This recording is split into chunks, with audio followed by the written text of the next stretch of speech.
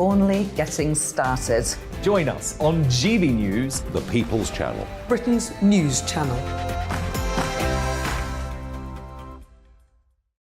Every morning from 6 o'clock, we'll wake you up with GB News Breakfast with all the stories you didn't know from the night before. So whether it's serious news, entertainment, or your own views from all over our great nation, we're here to kick off your day with a smile. The national media should be reflecting and reporting what's happening here. You will notice the northwestern accents. Whether you're with us on TV, radio, or online, every morning it's breakfast from 6 a.m. Hope you can join us. Join us for Ministry of Offence, the comedy panel show that's just like the news, in that the left fights the right and it doesn't really seem to matter who wins. We cover the big stories. It was in fact a troop of baboons and not angry vegans. I like that. And the really important stories. Fat naked cow gets stuck in swimming pool. It's a headline in a lot of local newspapers. Yeah. We're on the same team, Nick. Yeah, but I'm just helping you. Join us for Ministry of Offence, Saturday nights, 8 o'clock on GB News. I'm Dan Wootton. Join me Monday to Thursday from 9 to 11 for the feistiest and most fun news debate on TV, where free speech reigns. I'll bring you a sharp take on the day's biggest stories, bombshell newsmaker interviews, and A-list guests. And I guarantee you, no spin, no bias, no censorship, and no reason to go to bed. That's Dan Wootton tonight, Monday to Thursdays from 9 on GB News.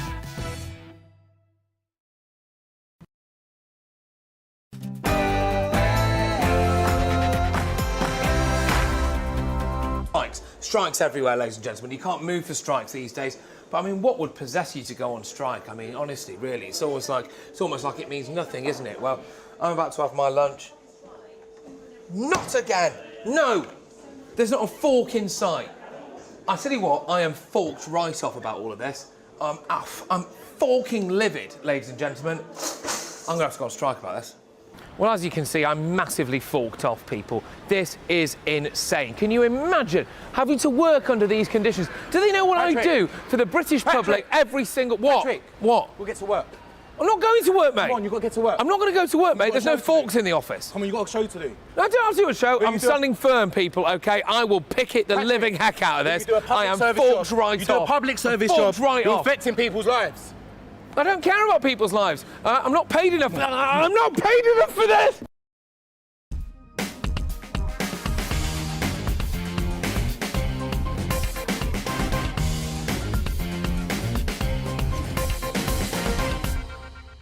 I'm not doing it, mate. I'm not doing it. This is ridiculous. Absolutely ridiculous. I mean, for goodness sake. Sit down and read. Do I have to? Sit down. She thought you were an accountant. Right, OK, everybody. Well, I suppose we all just have to do this, don't we? This, of course, is Friday Night Feast with me, Patrick Christys. I know. I'm overworked. I'm clearly underpaid. I'm here until 9 o'clock, but I'm not happy about it. Tonight, I'll show you what happened when I went down to the RMT head office a little bit earlier. You do not want to miss that. And, of course, I'll have all your favourite features. Find out what I've been up to in the latest instalment of Challenge Christys. To be honest with you, it looks, well, lethal. It looks like deadly. But I've got a helmet, and so let's just crack on. What could go wrong? It turns out a lot could go wrong because I nearly died, but we'll also try to rehome a rescue dog, and tonight we're asking whether or not you can give the beautiful Buttercup, the beagle, a forever home. Honestly, you're going to fall in love with this dog. Please, for the love of God, someone rehome one of these dogs. Anyway, right, OK. And get this as well. I'm going to bring you a debate between Britain's two most boring men. Believe me, it's going to be a lot more entertaining than it sounds. I'll tell you as well about the restaurant that boasts that its staff are rude to customers. And I'll speak to the man who's cycling naked from Land's End to John O'Groats. That's all to come after the latest headlines brought to you this evening by the brilliant, the one, the only, it's Bethany Elsey.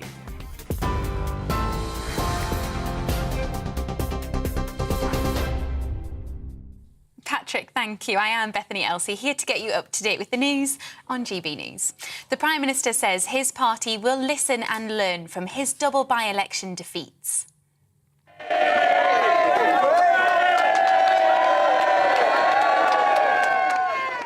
The Liberal Democrats overturned a 24,000 Tory majority in Tiverton and Honiton, and Labour reclaimed the Red Wall seat of Wakefield.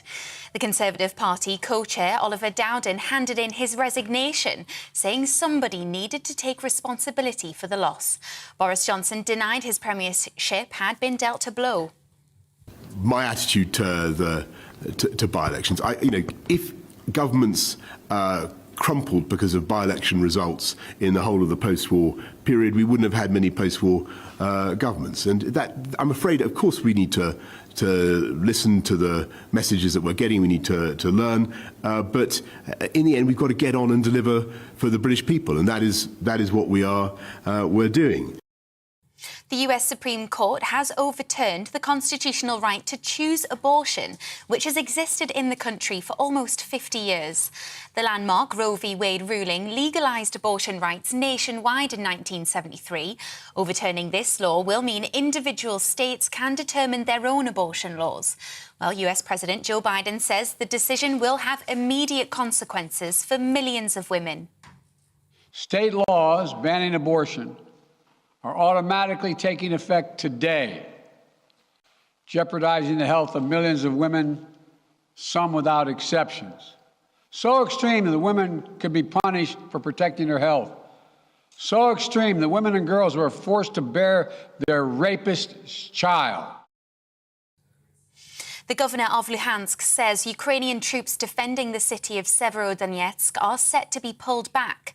After weeks of fighting and bombardment, the city in the eastern Donbass region has been reduced to rubble. The city would be a significant strategic gain for Moscow as it continues its offensive to capture the entire eastern Donbass region. The killer of 6-year-old Ricky Neve almost 28 years ago has been jailed for life with a minimum term of 15 years. James Watson was 13 when he left the schoolboy's body in the woods near his home in Peterborough in 1974. He was identified by the DNA on Ricky's clothes following a re-examination of the case 2 decades later. A fresh alert has been issued to train passengers amid concern many won't cancel day trips or weekend holidays despite another day of rail strikes tomorrow. 40,000 RMT union members at Network Rail and 13 train operators will walk out for a 3rd day this week in a dispute over pay, jobs and working conditions. Just a 1/5 of services will run and half of lines will be closed. On TV, online and DAB plus radio, this is GB News. Now let's get back to Patrick and the Friday Night Feast.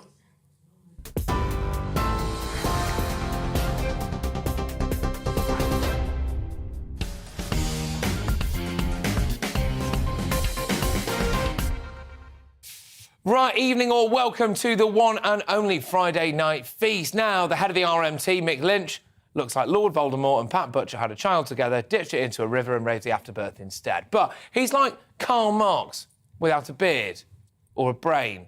The RMT union are holding this country to ransom. So loads of people who are already grossly overpaid, in my opinion, for providing a terrible service, really, can attempt to make millions and millions and millions of pounds and take that away from taxpayers. Slap bang in the middle of a cost of living crisis. But I tell you what, they don't like it up in this lot. They don't like it up at all. I went to the offices of the RMT this afternoon to ask a simple question. How much money do you earn? And they're striking because they want a pay rise, but nobody would tell me how much money they earned to begin with. In fact, they even got quite aggressive. Just check this out. Well, as you can see, ladies and gentlemen, I am here outside the offices of the RMT, just off the Euston Road. And yeah, I just wanted to ask them a few questions, really, like, how was your trip into work? And how much money are you on? Shall we find out? How much are you paid? How much money are you on? But you want to strike because you're not on enough money, but you won't tell me. Are you pleased with massively inconveniencing an entire nation? Cheers for letting us in, mate. So, whoa. How much money are you on? You're saying you want more money, and you won't bother to tell me. Can you do me the courtesy of telling me how much you're on, so I can see whether or not you're grossly overpaid? My name's Patrick Christys. I do a show for GB News. How much money do you earn? Hello? I tell you what, if I put a tenner through your letterbox, would you come out and talk to me? There we go. Hello, mate. How much money are you on? Just asking. Oh. How much money you want? Anyone? Well, I find it absolutely amazing that this lot of pound shop trots, people who are basically Arthur Scargill's detritus, are OK with inconveniencing an entire nation, costing the economy around £1 billion, preventing sick people from getting to hospital, stopping children, frankly, from sitting their exams, preventing people from getting to job interviews. But then I knock on their door and politely ask how much money they earn, just so I can see whether or not they are underpaid, which is allegedly what this is all about, OK? And they just slam a door in my face. They swear at me. They attempt to trap my hand in a letterbox, for goodness sake, and accuse me, of all people, of being an annoyance. I mean, they're a nasty bunch, aren't they? I have a message for these striking workers.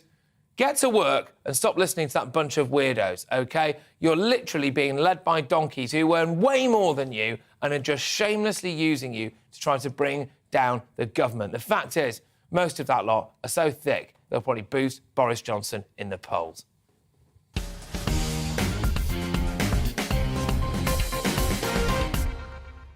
Right, well, with me this evening are the glamorous Vanity Von Glow. Yes, an absolute fan favourite, can I say?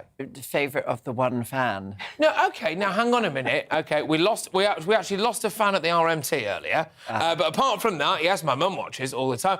And the gorgeous Dr Pam Spur, how are you? I'm so well, although I totally disagree with your I can see monologue. you. The whole time, right, I'm delivering that, OK? All I can see in my peripheral vision is Dr Pam going, no. And me too, me too. And you too. Oh, it's going to kick off. Oh, right. it is First and foremost, we'll start how we mean to go on. A quick cheers. Great to have you both on the show. Cheers. Cheers, cheers, cheers. Cheers. Now, people very quickly might be wondering why I'm drinking out of a mug, which has got Gardener of the Year on it and a little trowel. It's because earlier today, I was sent this in the post by an anonymous viewer with no context whatsoever. So if you're watching this show right now and you sent me this, can you get in touch? Because I want to know why. But thank you. OK, anyway, right, you disagree with me, Dr Pam. You're on the side of the strikers, aren't you?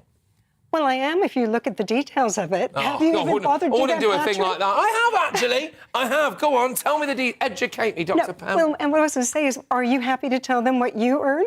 You just go knocking I'm not on people. strike, I'm here. No, I know, but still, you ask a question because like that. The public don't pay my wages, right? The public do not pay my wages. We pay their wages. What you should be looking at is the fat cat shareholders and how much they got of all the subsidies that have gone into the transport system during the pandemic. That's where the answer lies, Patrick. OK. And I'm very serious about this. OK. My family has been personally inconvenienced by these strikes. Massively. Medical appointments, things like that. And you're still all right with that? Yes, it's the bigger picture. Okay. And when you look at what they've been offered, and when you look at the cost of living rise of 11%, it does not tally up. These people are out there in the middle of the night making the lines able for you to get on your train the next day. OK. That sort of thing. They're doing crucial work. Vanity, you also disagree with me and now hate me. I do. No, I don't hate anyone. No, and absolutely. Look, the reason this is an enormous inconvenience is because the work they do is of enormous value. And irrespective of how much you feel they should be paid, every human being has the right, should have the right to negotiate or set boundaries with their employers or with I agree with that, in this case, the state. So I'm inclined to support them. OK. So look, I agree. So fundamentally, like, that was quite strong stuff at the start there, but I stand by every single word of it. But I can't believe you were down on all fours, looking through a letterbox, presenting your bottom to the whole Eastern Road. It's not the first time I've done that on the Eastern Road. But yes, no. So, but seriously though, I mean, I don't want to live in a country where people can't strike. I don't want to live in a country where people can't protest. And so I've got nothing against that. It's just the fact that, Vanity, I'll lob it back over to you.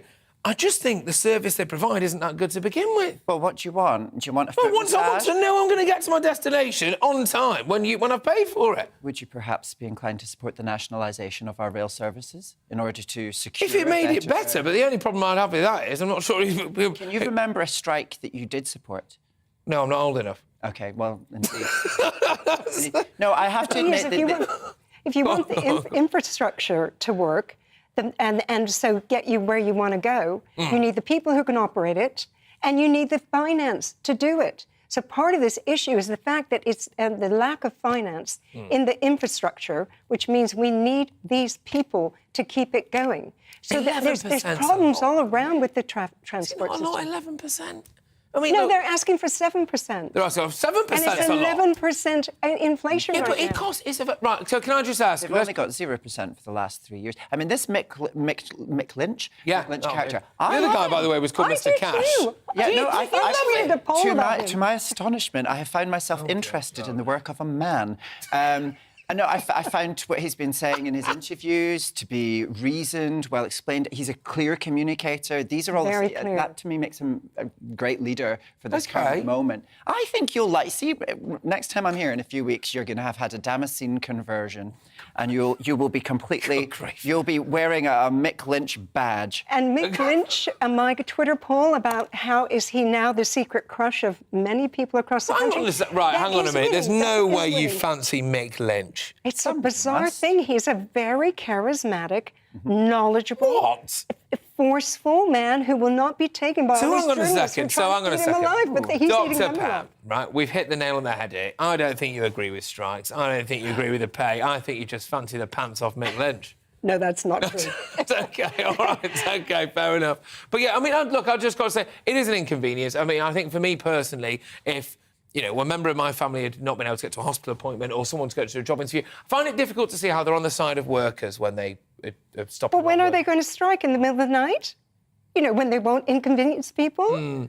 And Patrick, you'll have no impact unless people realise how much we need them. Where does it end? They go on strike, then nurses go on strike, then teachers go on strike. Before we have a big problem in this country with our service people not being respected and valued. Don't you want your teachers feeling valued, our nurses feeling valued, and actually being able to afford the cost of living rise that we are all experiencing? You get a 7% pay rise.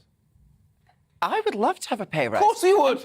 The cost of taxis has gone up substantially in London in the past year coming out of the pandemic, 25% less drivers on the road. This is my pet peeve. I complain about it to anyone that will sit still for long enough. And I keep crosses my mind. I'm like, well, it costs me a lot more to get to and from work because I have to often fair enough.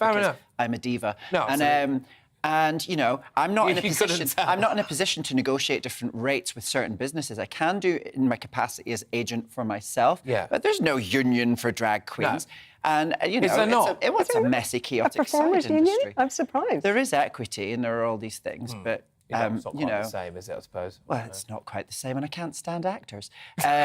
So no, I support labour organising and boundaries. It's all about boundaries. OK. All right, well, I'll tell you what, I think we're off to an absolute flyer, I must say. And thank you so much, even though, of course, there was rampant disagreement and you're never coming back, either of you. But do you agree with me? I hope you do, because these two don't. Of Vanity and Pam in the right here. We love to hear from you on Friday Night Feast, so please email us, gbnews@gbnews.uk. You can tweet us as well, @gbnews. Now, make sure they're good, though, OK? Because I'll only read out the very, very best of the tweets for the rest of the show. But it's time now for a break. But don't you dare go away, because it's 2 minutes, OK?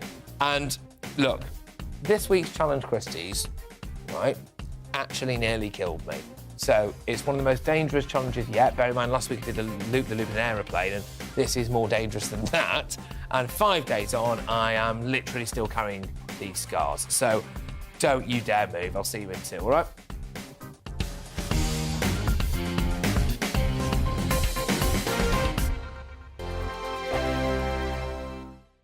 We are GB News. We're right across this great nation. On TV. On radio. On digital. Absolutely everywhere. We don't talk down to you. We embrace all voices.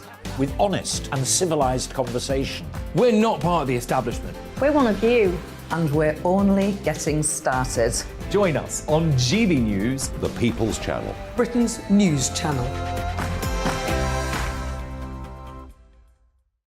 Every morning from 6 o'clock, we'll wake you up with GB News Breakfast with all the stories you didn't know from the night before. So whether it's serious news, entertainment, or your own views from all over our great nation, we're here to kick off your day with a smile. The national media should be reflecting and reporting what's happening here. You will notice the northwestern accents.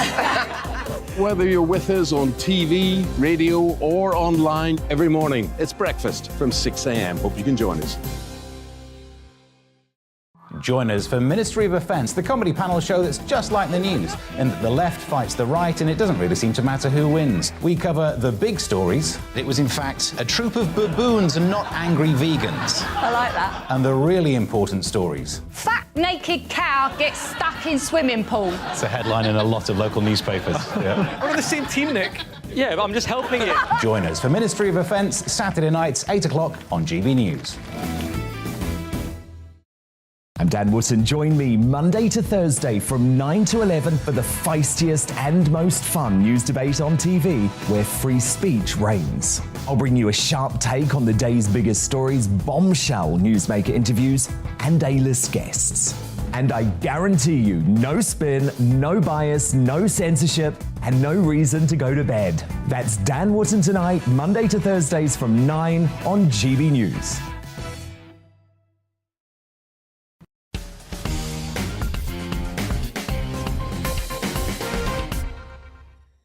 My name is Kevin Beresford, and I'm the dullest man in Britain. Hello, my name is Archie Workman. I am the dullest man in Britain. Not a lot of people know that. Goodness gracious me, they're dull. Anyway, welcome back to Friday Night Feast. And yes, shortly after 8 o'clock, we will be having a bore-off, OK? So we're calling it Dull and Duller, as those two men that you just saw or listened to right there fight it out for the title of Britain's dullest man. That's what we're going to be doing, OK? That's what we're going to be doing. But yes, ladies and gentlemen, it's time now for Challenge Christy. So regular viewers and listeners will know that right now I should have been preparing for probably the most scary experience of my life, performing live on stage with the Dream Boys, who are a group of male strippers. That was due to happen this very evening, but it's been put on hold, put on ice, if you will. Don't worry, though, OK? You will get to see me wearing, well, nothing except a smile, really, and a skimpy pair of pants to preserve, well, what very little modesty I have left. But it just won't happen for a couple of months, OK? It was a logistical nightmare, and we'll sort it, OK? We'll sort it. Anyway, now, when I agreed to do that live performance, I also promised to lose 1.5 stone and, at the same time, raise money for a very worthy cause. So I've been asking for you to support the great work that the mental health charity Mind do. And I'm delighted to say that so far we've managed to raise £20,185. If we could try to get to 21,000 by the end of this show, that would mean the world to me. Thank you very much for each and every one of you who has donated. I know that times are tough, but they've been especially tough, of course, for people who Mind are actually helping. There's a real mental health crisis in this country at the moment. Suicide is the single biggest killer of men under the age of 45, and an average of 12 men a day, sadly, take their own lives in the UK. I know it's supposed to be an upbeat show here, but we can get real for a minute, OK? And if you can donate, that would mean the absolute world to me. It's justgiving.com/fundraising/Challenge Christys. That's justgiving.com/fundraising/Challenge Christys. But look, ladies and gents, let's get on with this week's challenge, shall we? So far, I've done some wonderful things, OK? Like do a loop-the-loop in an aeroplane, which was last week. I've had some weird challenges as well, like, doing yoga with goats. And a fair few of them have been just plain stupid, such as stepping into the ring with a professional boxer until he knocks me spark out immediately. But this is definitely one of the most dangerous challenges. And to be honest with you guys, I've really, really hurt myself. Seriously, here we go, just do it.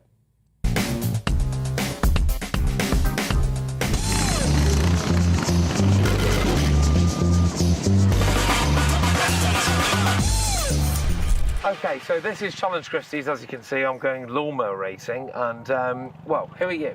My name's Barry. I'm the owner of this machine that you're going to be riding today. And you do, as you can see in the side there, lawnmower racing, I take it, professionally? Yeah, I've been racing for about 16, 17 years now. This machine is about 14 years old. So I now just turn it on and razz it, do I? Yep, so this is your brake pedal on the right-hand side there, clutch on your left-hand side. OK, as long as that clutches down, it won't stall, will it? No. Because I've had a go before this, and I was terrible at it. I think it's time I tried this machine out. I mean, what could possibly go wrong, Barry?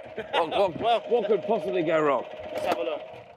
I've stalled it. The clutch nice and down, that's it. Oh, sorry, hang on, I've got it. Oh, I've got it.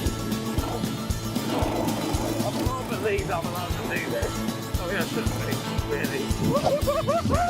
This is nuts! Smile to make you cry. I can't believe I'm doing this. Wildflowers, I think. Destroying them all. Yes, this will do it for you. Okay. All right, I think I'm ready for the race. Barry, you didn't tell me there were cow pats in this field, mate. Well, I was hoping you'd see them for yourself on the track and avoid them, but as you can see, you've managed to hit probably every single one of them in the field, I think. Every single one of them, and I actually have some not only on my finger, but I believe here as well, which is it's the smell of it all, isn't it? But we're in the country. Bit of context, ladies and gentlemen. I found out I was doing this last night at 8 p.m. Okay, so hence this. And now I'm covered in poo in a field. Right, OK, so I've had a practice run, obviously, and that went really well. So it turns out, though, that's not all of it. I actually have to now enter a race against other proper lawnmower racers. What are his chances going to be? Probably slim to none. He's got no chance against us. I think he might be a bit of a dark horse. I mean, to be honest with you, it looks, well, lethal. It looks like deadly. But I've got a helmet, and so let's just crack on. What could go wrong? Ladies and gentlemen, this is Challenge Christys. I'm about to do 2 laps against this lot of nutters over here. This is lawnmower racing. Mate, start the race. Let's have it! Woo-hoo-hoo-hoo!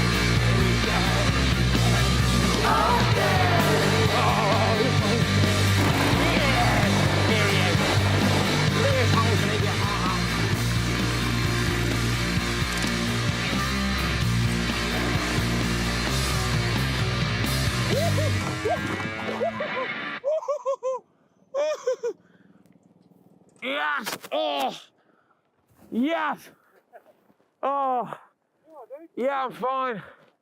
Right, so I think we can all agree that there was only one winner in that race, and it wasn't me. But so I've quite badly cut my knee. But that was Challenge Christys. Thank you very much to whoever nominated me to go lawnmower racing. I must say I would absolutely do it again. This has been one of the best days of my life. It's been fantastic. Shall we have a look at the knee? Thank you everyone for nominating me to do lawnmower racing. I'll be back again next week. What is my life? Yeah, I mean, what is my life? But, well, that was obviously a lot of fun, wasn't it? Painful, but still a lot of fun. Can I just be honest with you about something here, ladies and gents, that the cameraman is not going to, you know, appreciate me saying? He's a lovely chap called Paul. He's a really nice guy, and he absolutely didn't mean to do this deliberately. He'd had a long day, hadn't we all? But I was, I mean, just leaking blood in a field, right? And Paul got in his car and just went, all right, Patrick, I'll see you back at the office. And I had to walk across a golf course, right, thumb a lift with a woman who had an 8-month-old baby in the back of her car to drop me off at a pub. That wasn't the worst bit of the day, to be fair.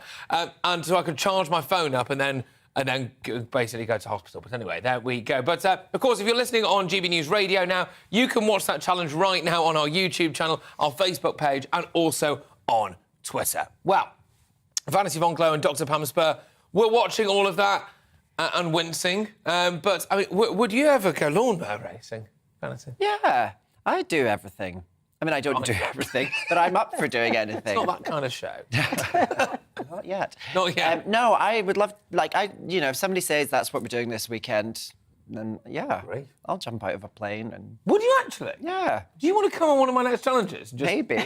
Well, you know, I thought you were going to be doing the Dream Boys thing, like, nowish. Yeah, well, I was supposed to that, because, So just before I come to you, Dr. Pam, I think it's worth clearing. I know I mentioned this last week, but look, basically, I was supposed to currently, well, right now, actually, literally right now, be in Epsom, stripping on stage with a load of male strippers. The problem is, we thought initially it was at 10:45 p.m. The time, look, things happen, right? The time's changed, so I just can't be in two places at once. So I was told if I didn't do this show, then, you know, rightly so, I'd get sacked. So, and you don't want to strip off with a bleeding knee. I couldn't do it anymore, especially if you've seen the routine. Oh. It's vigorous. Literally, maybe. So I'm doing it in September when the Dream Boys launch their new show. So it'll be bigger, better, badder than you've ever seen before. But Dr. Pam, what did you make of that challenge? I loved it until you hurt yourself. And my stomach flipped when you were telling us in the break just how bad it is. Bad. So I hope you're insured. So do I. You have an operation. So do I. Yes. I had an accident at work. Have you ever? Yeah, no, don't, because I don't. Don't be okay. But yes, no. Would you ever do lawnmower racing? Of course. You're a bit of a daredevil. I am. The only thing I won't do is jump out of the plane with you. You are very brave. I will not do that. Okay. Ground racing, anything on the ground? Yeah. Okay. Not in the air.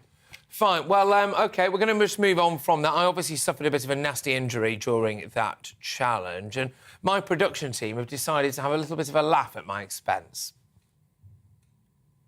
Oh, there's no need for that. That's the knee with eyes on it, isn't it? It looks like I've just heard there's another one. Good grief. Oh, no, that was absolutely grim. What the heck is that? Danny DeVito. No. Oh, there's another one as well. Well, that's just my knee. That's not... What? Oh, great. OK, all right. That's it. That's enough. I honestly had no idea that was coming up until that's just happened live on telly. So you're all sacked. Can I just say, Paul is a bit of a sociopath, walking off and leaving you in the field like that. No, he's not. He was just a bit oblivious, bless him. I don't know. It was just... I felt so... Because I was obviously covered in dirt. Literally, my leg was just bright red, right? And I had to stand in the road and thumb a lift, and this woman pulls up, and I tried to get in the back of her car, and because I hadn't seen the toddler that was in the back of the car. Oh, no. No, it was as bad as it gets. Anyway, right, I've had some incredible experiences over the last few months, and that's down to you, my loyal viewers and listeners. You've sent in some brilliant challenges, some great ideas, and I want you to keep them coming, please. You know the drill by now, everybody, OK? Email me directly, patrick@gbnews.uk, with your suggestions for Challenge Christys. We pick out the very best ones, and then I prove, let's be honest, as we've all seen, just how brilliant I am at pretty much everything. But, you know what?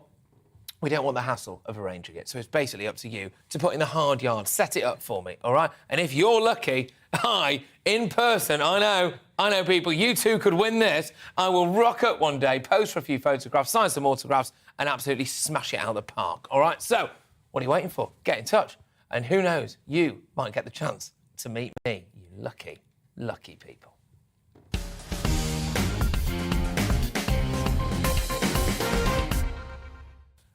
Yes, OK, let's get to Patrick's hat-trick when I show you 3 videos that have caught my eye in the last 7 days. We start this evening with the trendiest monkey in town. Yes, here's what happened when someone decided to give their pet primate a fade. Today, I'm going to show you how I groom my monkey. All right, baby, let's get started. Mojo got to check it out first, see what it is. You know, we're going to turn those clippers on, get them pumping and jumping. We're going to start right here.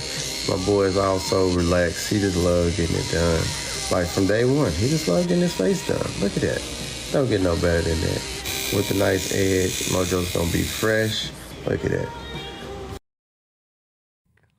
Oh, my God, that's horrendous. OK, Vanity, fancy letting him loose on your hair or not? No. Is that legal, what we've just shown? Of course, I think you're allowed to groom your pet. Yeah, I mean, where does he live? Because I don't know that you can have a monkey here. That's the point. You used to be able to, buy things in Harrods, though, didn't you? You could buy a lion in Harrods. I know. Thank goodness they stopped that horrible trade. Yeah, to be fair, it was grim. It was. Although we never had that video otherwise. But, no, it was grim. But, I mean, that's...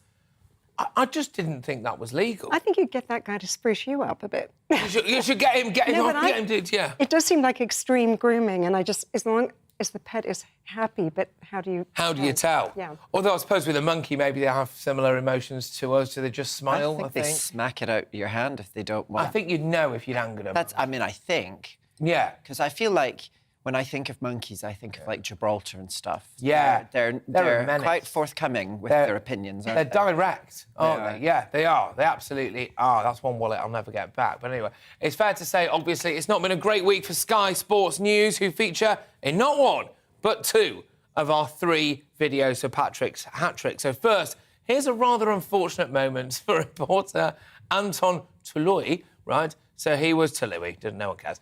He was at England's official media day ahead of next month's Women's European Football Championships. OK, so just emphasise that, Women's European Football Championships. And this happened. The best league in the world, in my opinion, the Women's Super League. So, yeah, you know, we can go and win this, and we should have that belief. Molly, Tom, thank you very much for your time today. I'll let you get back to your prep. They're going to be one of the many journalists sitting on these rather sticky white sofas, to be brutally honest, but because it's a very warm day, not because of anything untoward. Why say that, mate? Vanity, I mean, what on earth could he mean, do you think? Do you have any idea what could have made that sofa sticky, except, you know, just a bit of hot weather, you know? Come. Good stuff. So, a day after that incident, apparently I've got to apologise for that, so sorry. Anyway, a day after that incident, Sky Sports News once again found themselves in an awkward position. They were covering Sadio Mane's transfer from Liverpool to Bayern Munich when they thought they were going to see the player get out of his car. The problem is, it didn't quite work out that way. He's in the car, Sadio Mane. Can you hear me? Maybe we can try to get a knife from him. Look, we'll stay with you, Florian. We'll stay with you. If Sadio Mane's there, you speak to him. You the man. We go to Sadio Mane and ask him if he wants to say for Sky UK something. I couldn't see him, by the way, yesterday because he was the whole time in the car. There he is. Oh, no, hang on a minute. OK, well, now it's time for this.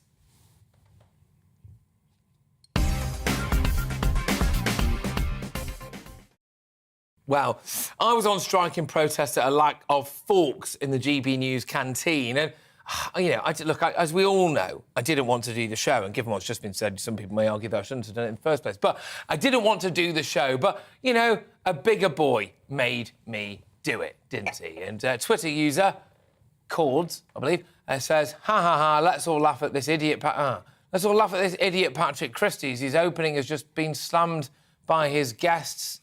humble pie idiot. Well, that's nice. What's he called? Let's have a look. It's Cords. Cords. Right, thank you, Cords, for that. Basically, the vast majority of the British public think that you guys have mugged me off. We have. Yeah. We're a good pair. Yeah. OK. Is this a takeover? It's challenge Christy. This is the coup d'etat. Yes. This is what's happening. Right, OK, good stuff. OK. We'll move on. Abby's been in touch. Patrick, can I adopt you, please? What the heck is going on this evening? This show is weird. Patrick, can I adopt you, please? Yeah. One of our panellists is proving very popular with Chiltern, OK? They messaged to say, love it when Vanity's on. Give the lovely lady a show already. Hey, there you go. Well, they can come to my cabaret Stop shows. saying that word. They can attend my cabaret Okay. shows. I'm always doing shows in Soho. Sometimes me and other queens, sometimes me and my musicians, sometimes me at the piano, sometimes me being funny, sometimes me really hungover, not wanting to be there. It just depends. Yeah, those are the shows to come to. Good. Stop saying that word. OK, fine. A few have messaged about my comments about the rail strike as well. Andrew says, the government should sack the lot of them and put P&O in charge. They'll find train drivers that will work for £2 an hour. And to be fair, Andrew, in a way, you're not entirely wrong. P&O would be able to find train drivers who would work for £2 an hour. Fiona says, RMT is fighting for the rights of their workers. Who else is, while inflation goes through the roof? By the way, can I just say, I do understand this argument, right? I do absolutely understand this argument. So you bang on about the cost of living, and when workers ask for a raise, you bash them. OK, I mean, just think we're the ones paying their... So if the average worker, right, let's say a plumber, right, plumber, we're not paying his wages, are we? Or her wages, it's a modern world. We're not paying their wages, OK? Whereas we are paying the wages of someone who works on the trains. I have not been overly enamoured by the service that I've had on the train. I've just not been... Sorry about that. I've not been overly enamoured about the service that I've had on the trains recently, OK? And so that's kind of why I was thinking, well, I really don't want to pay any more. You know that plant pot that someone sent me earlier? I've just broken it. So apologies about that, everyone. That's what that crash was. But anyway, there we go. David's been on. Patrick, how much is too much? We all know that most rail workers are paid way above what they are worth, and out of kilter with private enterprise as well. These strikes are about trying to bring down our current government Right, after the break, we've got a massive clean-up operation here to do now. I have shattered the living heck out of that plant pot. So whoever it was, please get in touch to tell me why you sent it to me. And also, can I now just say I'm really, really sorry about smashing it. But anyway, there we go. After the break, we will ask the question, after 2 more by-election defeats and with the Conservative co-chair resigning, is it time for Boris Johnson to go? We'll hear from the Prime Minister and both sides of that debate. I will see you in 2 minutes. Don't you dare move.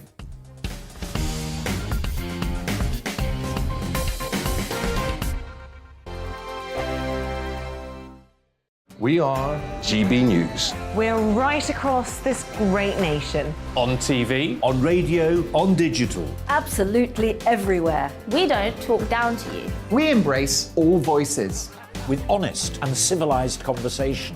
We're not part of the establishment. We're one of you. And we're only getting started. Join us on GB News, The People's Channel. Britain's news channel. Every morning from 6 o'clock, we'll wake you up with GB News Breakfast with all the stories you didn't know from the night before. So whether it's serious news, entertainment, or your own views from all over our great nation, we're here to kick off your day with a smile. And the national media should be reflecting and reporting what's happening here. You will notice the northwestern accents. Whether you're with us on TV, radio, or online, every morning, it's breakfast from 6 a.m. Hope you can join us. Join us for Ministry of Offence, the comedy panel show that's just like the news, in that the left fights the right and it doesn't really seem to matter who wins. We cover the big stories. It was, in fact, a troop of baboons and not angry vegans. I like that. And the really important stories. Fat naked cow gets stuck in swimming pool. It's a headline in a lot of local newspapers. Yeah. We're on the same team, Nick. Yeah, but I'm just helping you. Join us for Ministry of Offence, Saturday nights, 8 o'clock on GB News. I'm Dan Wootton. Join me Monday to Thursday from 9 to 11 for the feistiest and most fun news debate on TV, where free speech reigns. I'll bring you a sharp take on the day's biggest stories, bombshell newsmaker interviews, and A-list guests. And I guarantee you, no spin, no bias, no censorship, and no reason to go to bed. That's Dan Wootton tonight, Monday to Thursdays from 9 on GB News.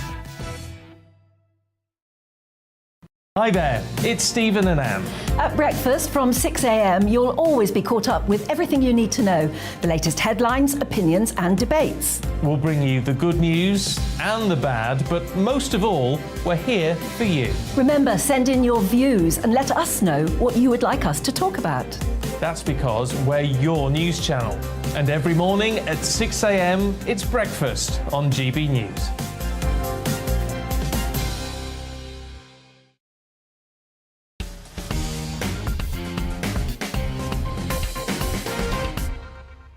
Right, welcome back to Friday Night Feast with me, Patrick Christys, and it's time now to talk about the future of the Prime Minister. Boris Johnson is under more pressure this evening after the Conservatives lost 2 by-elections and, of course, the party's co-chair, Oliver Dowden, has resigned.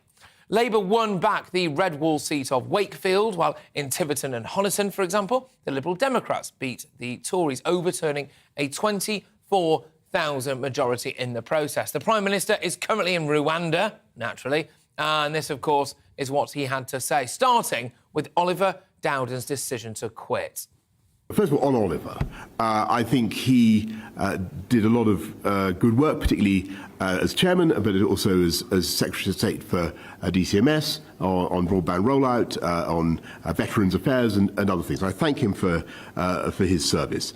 But I genuinely don't think the way forward in British politics is to focus on issues of personalities, whether they are mine or others. The way forward is to make arguments to people about change and improvement that we are delivering. And that is what I want to do. I think the government has got some difficult stuff right. People are now going through a tough time. We understand that. I think that we have the best way forward. I think that we understand how to fix our economic issues, how to make sure that we have a stronger economy, and that is what we're going to achieve. I think some signs are promising, but I've got to be clear with people, as I was during the pandemic. I think it will take some time, and there will still be some tough times ahead. Yeah, well, there we go. Well, Conservative MP Michael Fabricant is one of the Prime Minister's biggest allies in Parliament at the moment. He told GB News this very afternoon that the double defeat was just down to Conservative voters staying at home, and the Prime Minister is not to blame. Normally, you get switching from Conservative voters to Labour or Lib Dem. This didn't happen in either election. In Wakefield, Labour actually lost support. They went down from 28% of the vote to 20%. Now, the Conservatives just stayed at home, and that's one of the reasons why they won, why Labour won Wakefield, although their majority actually went down. Their majority went down from 10,174 when they last won it in 2017, and it's now only, well, it's under 5,000. And Honiton and Tiverton is also very interesting. The Lib Dems went up by 4 points, but only 4 points, from 25% to 29%. But again, 20,000 Conservatives didn't switch, but they stayed at home. And this, of course, is a big worry. And one of the things we're going to have to sort out is precisely why they did stay at home. Was it because of the industrial disputes? Was it because of the COVID and all the rest of it? Or was it because of Boris Johnson? And at the moment, the evidence is it wasn't because of Boris Johnson, and Partygate was not a major issue. Yes, right, OK, so we've just played you those clips from Michael Fabricant and Boris Johnson because we basically were intending to have a debate this evening on the future of the Prime Minister. However, despite speaking to countless Conservative MPs and former politicians, genuinely, no one was willing to come on and defend the PM, which I do find quite hard to believe, but, however, I can't lie to you about that. That's why we're not doing a debate. That is the reason. Yes, OK, so that's that, really. I'll let you make your own minds up about that. Of course, I'm quite upset about it, but, you know, that's one of those things. But one man who is prepared to talk to us is Lord Taylor of Warwick. By the way, can I just say, that's not Boris bashing, that's just, I just have to be honest with you about why we're not doing the usual debate feature that we do at this point. And unfortunately, it's because we couldn't find a Tory MP to come on to back Boris. So there we go. Anyway, a former Conservative councillor and general election candidate, Lord Taylor of Warwick, joins me right now. And, OK, where are you on this, then? Last night's results, do you think they've actually had an impact on Boris Johnson's leadership? Well, Patrick, the chances of Boris Johnson changing his leadership style, I think, range from 0 to 0. But does he have to, though? Because he wins elections. Yeah, but the opponent in the last general election was Jeremy Corbyn, who was out of his depth in a puddle, basically. I mean, he had no opponent. He had a manifesto, though, Keir Starmer, hasn't he? Did he, though? I mean, you talk about Brexit. I'm for Brexit, but Brexit is not an event, it's a process. He made it look as if it was an event, a magic wand. And don't forget, we lost 500 council seats just a few weeks ago. The by-election results were the worst in living history. I think Michael Fabricant really needs to wake up. OK, all right, so who do you replace him with? Well, there are a lot of candidates. You see, there's a myth, Patrick, that somehow Boris Johnson is the only person to lead the Conservative Party. It's not true. There's a lot of talent in the Cabinet. My only concern about the Cabinet, and I'm not saying this, but some say there are more poodles in the Cabinet than at Crufts, you know, and that's my concern. But there's some real talent. Penny Mordaunt, you know, Ben Wallace, Tom Tugendhat. To be fair, I do like Penny Mordaunt, right? And I think she's whenever she speaks well of you. Look, she speaks well of me, does she? OK, there we go. No, that's a joke. Got a number. That is a joke. No, but I know it was. No one speaks well of me. But seriously though, like, I mean, she's OK. Don't get me wrong, but I'm just, when it comes to winning elections nationally, at a national level. Now, I must say, as a northerner, as a northern lout, right? It's not illegal to be a northerner. Why are you so defensive? Should be the way I do it, mate. But no, I was upset that Boris Johnson didn't go up north recently, and he went to Kiev. I think he's been to Kiev enough, in my opinion. And he needs to keep that red wall. I've got to be honest with you. I am a fan of Boris Johnson. I personally wouldn't like to see him go anywhere. But I was upset about that. To me, he doesn't look like a man who's trying to keep the red wall. Well, he's not listening, and that's the problem. He has a bit of a tone deafness at the moment. He's got the 80-seat majority, and I think it's led to some bad decisions. And he needs to... I'm a one-nation Conservative. And I was the first black Conservative parliamentary candidate in history. the first black Conservative Congratulations, peer. by the way. I mean, I tell you, it's a tough gig. That's massive. It's a tough gig. It would have been far easier to join Labour. But I'm not a socialist. I believe in small government, lowering taxes, lowering VAT and all of that. So I couldn't join the Labour Party, but it's been tough as a black Conservative. But I want to see the Conservative Party unite the nation. It's now become, in my opinion, more like a sort of little English national party, with these wedge policies like Rwanda and so forth. It's like, let's divide and rule. A true leader is a healer. He brings us north and south together. Even people like you from up north. Even people like me. Absolutely. I've made it down here, for goodness sake. Yeah, absolutely. But look, like Dick Whittington, But no, but seriously though, the thing with the Rwanda stuff is, if it passes the pub test, so every single person in this, every right-thinking person in this country, I think we need to do something about what's happening in the Channel. Yeah, I agree. You've got to do something. We need to do something about. Well, where are the answers? If the other answer was so blindingly obvious, people would have raised it by now. So this government didn't, and they went, well, we'll do Rwanda then. And but this is politics driving policy, which I think is wrong. What do you do? You say it drives. It meets the pub test. That should not be the. Well, most people in the pub vote. But I accept that. But look, Patrick, there are embassies all over the world. You could do the visa applications there. They could do, and then they get the visa, then they come to Britain. No visa. Send them straight back, but not to Rwanda. Look, I've got the letter from Oliver. This is what I'm going to say. So I've seen you. I've been holding off on this, right? I can see you. I thought he's not a man who normally looks like to me like he would need to make notes before he comes. No, it's not notes. It's Oliver Dowden's letter. Go on, come on. That's what this is Oliver Dowden, the chairman of the Conservative Party, who resigned today, right? And it starts, "Dear Patrick Christys." No, I've had a few of those earlier this week. Don't worry. Dear Prime Minister, and there are key words here. And this guy's no fool. Key words with great sadness. It's not an angry letter, it's a sad letter. It talks about the volunteers who are, disheartened. And then it ends by saying he remains loyal, not to Boris Johnson, but to the Conservative Party. So he's making his position clear. And once the chairman of the Conservative Party says, look, I'm out of this, mate, I get that. We've got problems. I get that, but my counter to that would be, if he's loyal to the Conservative Party, Boris Johnson, in my opinion, bizarrely, has not been particularly conservative. We've had this weird net zero agenda. He's not got to grips with immigration. I don't really think we've had Brexit fully done. So actually, what he's saying is he wants someone further right than Boris, is he? No, I just think, one nation Conservative. I think that's what Oliver Dowden is. That's what I want to see. These right-wing policies only divide. They don't unite the nation. Why are you Conservative? You've got to be right-wing if you're a Tory. No, oh, come on, Patrick. That's a low blow. I'm a one-nation unifier. I want to see people coming together. I believe in... helping the small businessman, lower taxes. How can the high street retailer compete with Amazon? You don't even pay business rates. I don't want to see large government. I want to see taxes come down. That's why I'm a Tory, not because it's right-wing, left-wing. That's all jargon. OK, so would you say that Boris Johnson actually has given any evidence to suggest that he's a Conservative at the minute? No, because he's put taxes up, I'm afraid. Well, he's been a lefty. He's got a great, he's got a great personality, but it can't just be about being a circus clown. You've got to. It's about being a voice, not an echo. And at the moment, he's an echo.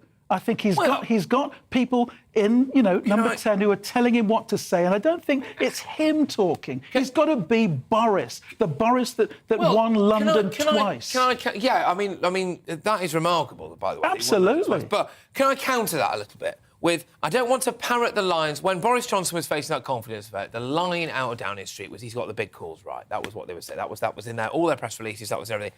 But actually he hasn't he? The vaccine rollout, the Ukraine stuff... No, the NHS got the vaccine rollout. It was not a politician that did that. We procured it. Yeah, we also wasted a lot of money, your taxpayers' money, millions that went to fraud, got lost in the post. So, I don't know. So you don't think you don't think he's got anything right, really? He's had a good war.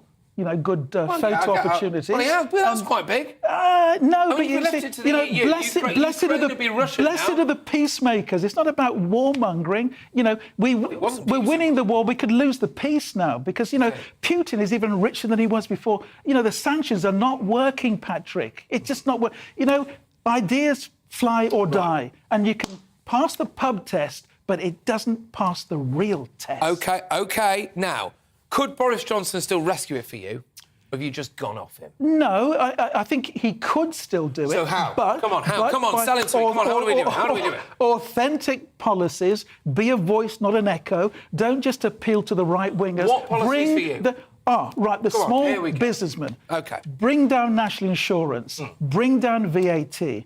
Yeah. Bring down, the business rate. As I said before, the high street is dying. It is. They cannot compete with Amazon.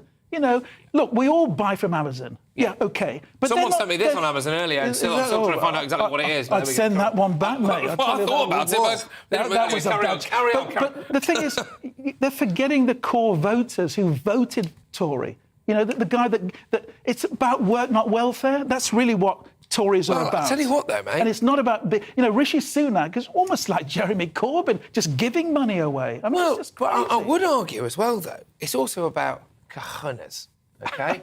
And if you care that much about this country, why don't you stand? Me? You! You're a cracking candidate. I'd potentially vote for you. Well, that's amazing. Have you been drinking? What's in that? No, well, I knocked it over earlier, so no, there's nothing. Well, I've just got to wet the crisps. Yeah, I think on a serious note, it's about... come on, why don't you can criticise, you can sit here. No, believe me. Paid to criticise Boris Johnson. Am I getting paid? I didn't think I was getting paid. Anyway... You're not getting paid?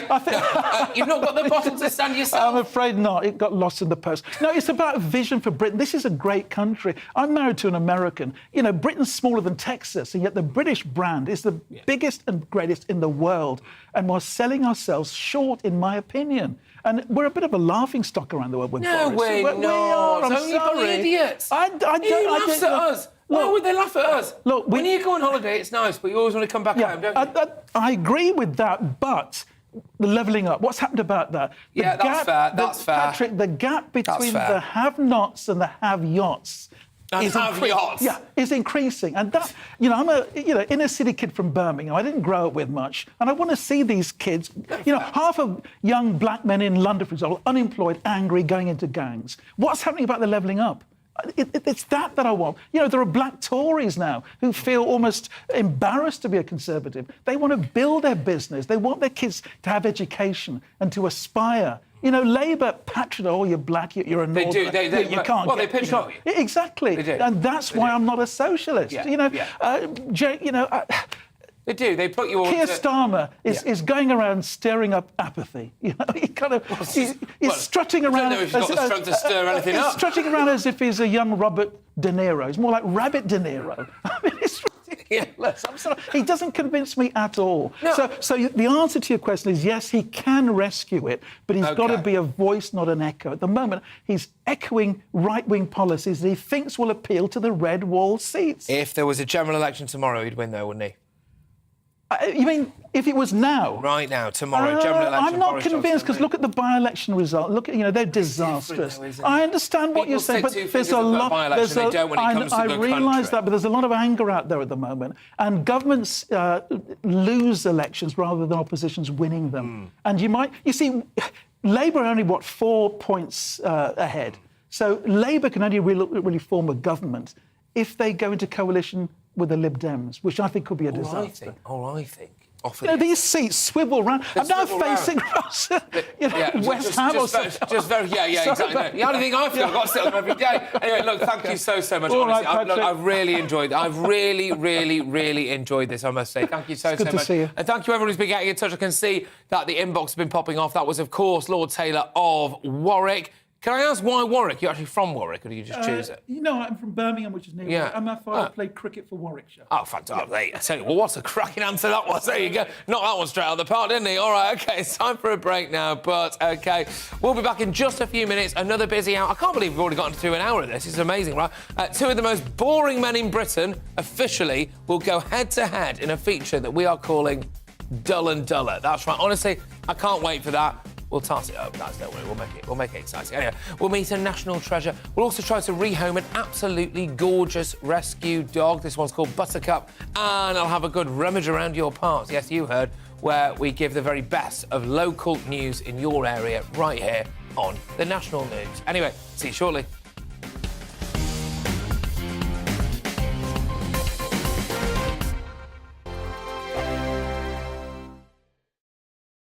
We are GB News. We're right across this great nation. On TV, on radio, on digital. Absolutely everywhere. We don't talk down to you. We embrace all voices. With honest and civilised conversation. We're not part of the establishment. We're one of you. And we're only getting started. Join us on GB News, the People's Channel. Britain's news channel. Every morning from 6 o'clock, we'll wake you up with GB News Breakfast with all the stories you didn't know from the night before. So whether it's serious news, entertainment, or your own views from all over our great nation, we're here to kick off your day with a smile. The national media should be reflecting and reporting what's happening here. You will notice the northwestern accents. Whether you're with us on TV, radio, or online, every morning, it's breakfast from 6 a.m. Hope you can join us. Join us for Ministry of Defence, the comedy panel show that's just like the news, in that the left fights the right and it doesn't really seem to matter who wins. We cover the big stories. It was in fact a troop of baboons and not angry vegans. I like that. And the really important stories. Fat naked cow gets stuck in swimming pool. It's a headline in a lot of local newspapers. Yeah. We're on the same team, Nick. Yeah, but I'm just helping you. Join us for Ministry of Defence, Saturday nights, 8 o'clock on GB News. I'm Dan Wootton. Join me Monday to Thursday from 9 to 11 for the feistiest and most fun news debate on TV, where free speech reigns. I'll bring you a sharp take on the day's biggest stories, bombshell newsmaker interviews, and A-list guests. And I guarantee you, no spin, no bias, no censorship, and no reason to go to bed. That's Dan Wootton tonight, Monday to Thursdays from 9 on GB News.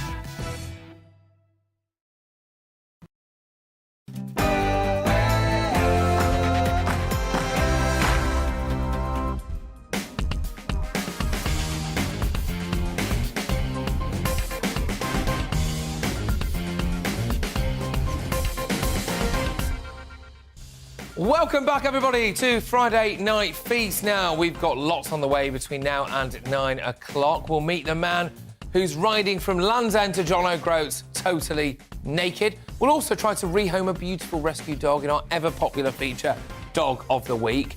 Please, one of you, rehome one of these dogs, for God's sake. Anyway, and in just a few minutes, OK, it will be time to meet Britain's two dullest men. At last, we've booked guests that I've got something in common with. Who writes this? Anyway, OK, there we go. But first, here are the latest headlines with the wonderful Bethany Elsey.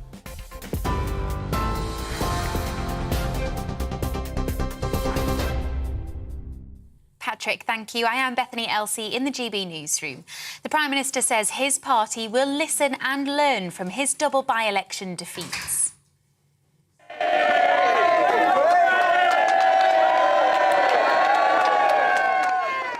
The Liberal Democrats overturned a 24,000 Tory majority in Tiverton and Honington, and Labour reclaimed the Redwall seat of Wakefield. The Conservative Party co-chair, Oliver Dowden, handed in his resignation, saying nobody needed to take responsibility. Boris Johnson denied his premiership had been dealt a blow. My attitude to by-elections, if governments crumpled because of by-election results in the whole of the post-war period, we wouldn't have had many post-war governments. And that, I'm afraid, of course, we need to listen to the messages that we're getting. We need to learn. But in the end, we've got to get on and deliver for the British people, and that is what we're doing. The US Supreme Court has overturned the constitutional right to choose abortion, which has existed in the country for almost 50 years. The landmark Roe v. Wade ruling legislated abortion rights nationwide in 1953, legalising them. Overturning this law will mean individual states can determine their own abortion laws. US President Joe Biden says the decision will have immediate consequences for millions of women. State laws banning abortion are automatically taking effect today, jeopardizing the health of millions of women, some without exceptions. So extreme that women could be punished for protecting their health. So extreme that women and girls were forced to bear their rapist's child. The governor of Luhansk says Ukrainian troops defending the city of Severodonetsk are set to be pulled back. After weeks of fighting and bombardment, the city in the eastern Donbass region has been reduced to rubble. The city would be a significant strategic gain for Moscow as it continues its offensive to capture the entire Donbass region. The killer of 6-year-old Ricky Neve almost 28 years ago has been jailed for life with a minimum term of 15 years. James Watson was 13 when he left the schoolboy's body in the woods near his home in Peterborough in 1994. He was identified by DNA on the clothes of Ricky following a re-examination of the case 2 decades later. A fresh alert has been issued to train passengers amid concern many won't cancel day trips or weekend holidays, despite another day of rail strikes tomorrow. 40,000 RMT union members at Network Rail and 13 train operators will walk out for a third day this week in a dispute over pay, jobs and working conditions. Just a fifth of services will run and half of lines will be closed. On TV, online and DAB Plus radio, this is GB News. Now let's get back to Patrick.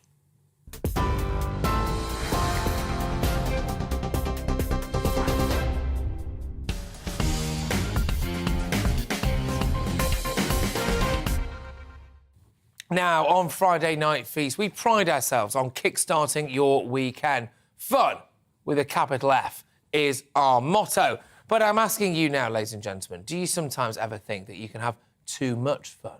Are there times when you just want to take it easy? Well, we're about to meet now 2 men who live life in the slow lane, very, very proudly, OK? Yes, this Friday evening, GB News is proud to bring you a bore-off. That's right, it's the clash between the 2 most boring men in Britain. We're calling it Dull and Duller, that's right. So without further ado, introducing the man so obsessed with drains that he released a calendar devoted exclusively to them. Archie Workman is the king of drains, and he's the current anorak of the year. So he's the current anorak of the year, OK? It's a thing, OK? And his opponent, the president of the UK Roundabout Appreciation Society, Kevin Beresford, or should that be Kevin Boresford? Anyway, the man known as the Lord of the Rings. That's right, and he held the anorak of the year title before he was deposed by Archie. So as far as I can gather it, there's personal beef between you guys, is there? So, right, so I'll start with you, Archie. You are obviously the current sitting holder of the current office of the most boring man in Britain. Bore me to death. Right. I am indeed, Patrick, yes. It's a great honour. I've been bestowed, and because of COVID, we haven't had a 2020 or a follow-up, so maybe I'll get the title taken off me very soon. But it's been a great accolade. You think we'll find someone more boring than you? Television appearances all over the place. Yeah, no, absolutely, yeah, no. And Kevin, you're also very dull, aren't you? Very much so. There's nothing wrong with being dull. Dull is the new blacks. It's sexy being dull. OK. I mean, all right, poor turn of phrase, but... My hobby is roundabout spotting. You can't go roundabouts... Hang on a minute, stand up again. What does it say on your shirt? Does it say, I love roundabouts? It does say that. Good stuff. Can I ask, what is it about roundabouts for you, Kevin? There's nothing more expressive than the one-way gyratory. We see a roundabout... What are you laughing at? We see a roundabout like an oasis on a sea of tarmac. They lift our dying spirits on long, tiresome journeys. And the fact that they're so expressive, I've seen fountains, statues, trains, boats, planes, anything can go on a roundabout. It gives any local council the perfect opportunity, if they're brilliant with a degree of civic pride, the perfect opportunity to plonk a garden in the middle of a road junction. Well, I mean, you've sold roundabouts to me. Archie, you were falling asleep there. Can I ask, you are the king of drains. What is it about drains for you? Well, there's a lot goes into drains. A lot of people walk around the streets, as you probably do, and you never look down in the gutter. I spent half my life in the gutter, and all these drain covers have names on them, which you wouldn't believe. And they've been there since the 1800s. And being an old engineer, I just think it's fantastic. I like to know where these drain covers come from. But people send me photographs from all over the world of drain covers. It's just unbelievable. So people, there are people all over the world who are as into drains as you are. To be fair, I spent most of my life in the gutter, but and I did once sleep on a roundabout. So there is that. I've been aware I've got something in common with both of you. Can I just start? I'll just start with you, Archie. Do you well, I don't know. Do you hate Kevin? No, I love him. I've met him a few times. We get on very well. He might be boring a bit, but we're all dull, and we enjoy celebrating the ordinary. And these are inordinate subjects, inanimate objects, which people just look at every day. But we seem to have a passion for them. No, exactly. Kevin, are you all right with Archie? Because he's nicked your title, mate, hasn't he? Yeah, it's amazing, really, because we have a meeting up every year at the Dull Men's Club, and it's amazing how charismatic they all are. It's just that our hobbies are somewhat dull. We're not boring people. I like the word passionate, not obsessive. I don't like the word obsessive, but I'm passionate about roundabout spotting, and Archie's into his drains. Someone has to be. Now, look, guys, we promised the viewers and our listeners and our online viewers that we were going to have like a penalty shootout of boredom, right? We were going to basically have a bit of a bore off, and we're going to have just a little, basically a fact from each of you. We'll take it in turn, okay? And we'll just see how people in the office respond to that. So I tell you what, Archie, let's start with you, mate. What's your first dull fact? Well, I've got a wardrobe of high-vis vests. I work for 6 parish councils, and they all have their names on the back. So I've got more high-vis than Boris Johnson. Goodness gracious me. Should we just see how people in the office have reacted to that? Can we? Is that all right? Let's just go and try and see now how people have gone with that. I can hear, gosh, the sound of yawning. Hang on a minute. I think they should be there, yeah? Oh, bless her. Oh, she's gone, hasn't she? Oh, she's just passed out. She's just passed out. Well, Kevin, I'll go with you. I mean, it's going to be hard to top that, mate. But, I mean, what's your boring fact? My boring fact? How many exits do you think there are on the Arc de Triomphe roundabout? How many do you think there are? 4. There's 12 exhilarating exits on the Arc de Triomphe in Paris. It's a gyratory Galactico. OK, well, let's just see how people in the office have responded there. Oh, grief. Oh, no. Oh, you hate to see. Oh, at least she's woken one of them up. Right, OK. Right, we'll have one more each. Archie, it's the ball's in your court again. Have you got any more boring facts for me, mate? Well, yeah, I mean, drain covers are made of cast iron. I love cast iron. It's going to be here forever and ever, long before me and Kevin have gone, and you. So, yeah, there for posterity. Oh, no, we've lost another one. Oh, he's just gone. Oh, he's gone completely. He's actually really quite important to us as well. Oh, who's running the gap? Oh, sorry, mate. Sorry, Kevin. Okay, I think should we do the final one? I've got to be honest with you guys. It's been a close run thing so far. This, Kevin. What's your final dull fact? Okay, this is going to astound you. The Houses of Parliament in Australia are on a roundabout in Canberra. No way. Not a second. Not a second. I bet that's where come up. Oh, hang on a minute. Sorry, guys, we've got... Sorry, somebody's kicked off. Oh, no. Oh, no, Steve. Oh, no. We've lost Steve. Steve's our big producer. He's just dead. You've killed him before. CPR. We're trying to defibrillate him. We've got to. Come on, Steve, stay with me. Come on, Steve, for the love of God, please. Honestly, we can't do the show. Oh, we've killed Steve. He's died of boredom. Oh, grief, brilliant. Guys. Honestly. Well, look, I would say thank you so much. But what we're going to do is we're going to have to ask the panel now to give the verdict on this. Vanity Bungalow, which one of these incredibly dull men do you think was the most dull? Oh, I think our man with the drains. Drain man, we've gone drain man. Well done. Well, there we go. Hey, it could still be a draw. Pam, Dr. Pam. They're both so sweet. They are, to be But fair. I'm going to they have are. to Only go taking with a bit. Kevin. You The light in his eyes when he's talking about roundabouts are a little bit weird. Oh, no. Guys, can I just say well, I was going to say on a serious note, I think that ship sailed, but seriously, well, thank you so much. That was really, really great. I loved every second of that. Guys, cheers. Fantastic stuff. We've got, of course, What was that? Good luck with the plant pot. Okay, yeah. Seriously, thank you for that. Who on earth sent me this in the post earlier? For goodness sake, please email in. We've got a team of people out there monitoring the emails. Someone sent me a plant pot in the post earlier for no reason whatsoever. It's got a tiny little trowel in it, and it says Gardener of the Year. I don't have a garden. Anyway, right, okay, guys, thank you very much. Great stuff. Great to have you both on the show, of course. Well, you can make your own minds up, ladies and gentlemen.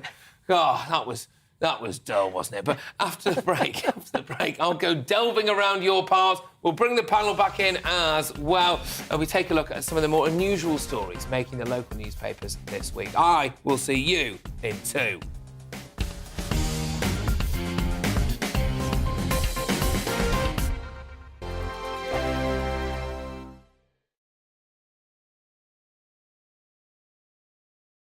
We are GB News. We're right across this great nation. On TV, on radio, on digital. Absolutely everywhere. We don't talk down to you. We embrace all voices. With honest and civilised conversation. We're not part of the establishment. We're one of you. And we're only getting started. Join us on GB News, The People's Channel. Britain's news channel.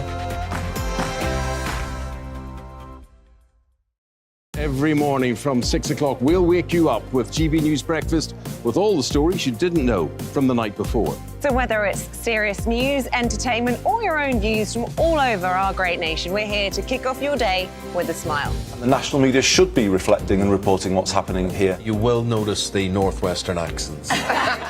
Whether you're with us on TV, radio, or online, every morning, it's breakfast from 6 a.m. Hope you can join us.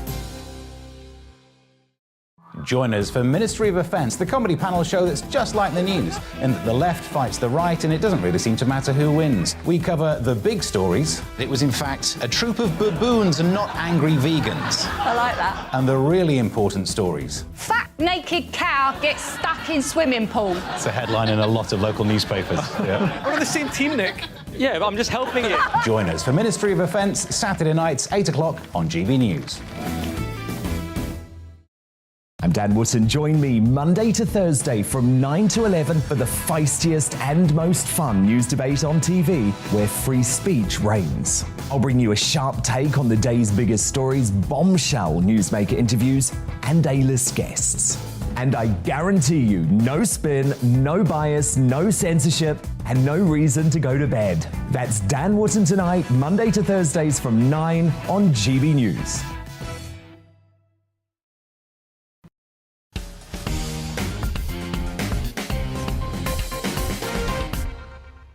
Right, welcome back, everybody. Now it's time for Round Your Parts, you heard, where we dig deep to find some of the absolute gems of local news. And we start with a story about the upstanding citizens of Oldham who are unhappy after several telephone poles that have been installed, and apparently they absolutely stink. That's right. So, there we go, ladies and gentlemen. I think it's best to let the headline on the website of the Metro kind of speak for itself. It reads this: smelly erection covered in strange sticky substance upsets neighbours.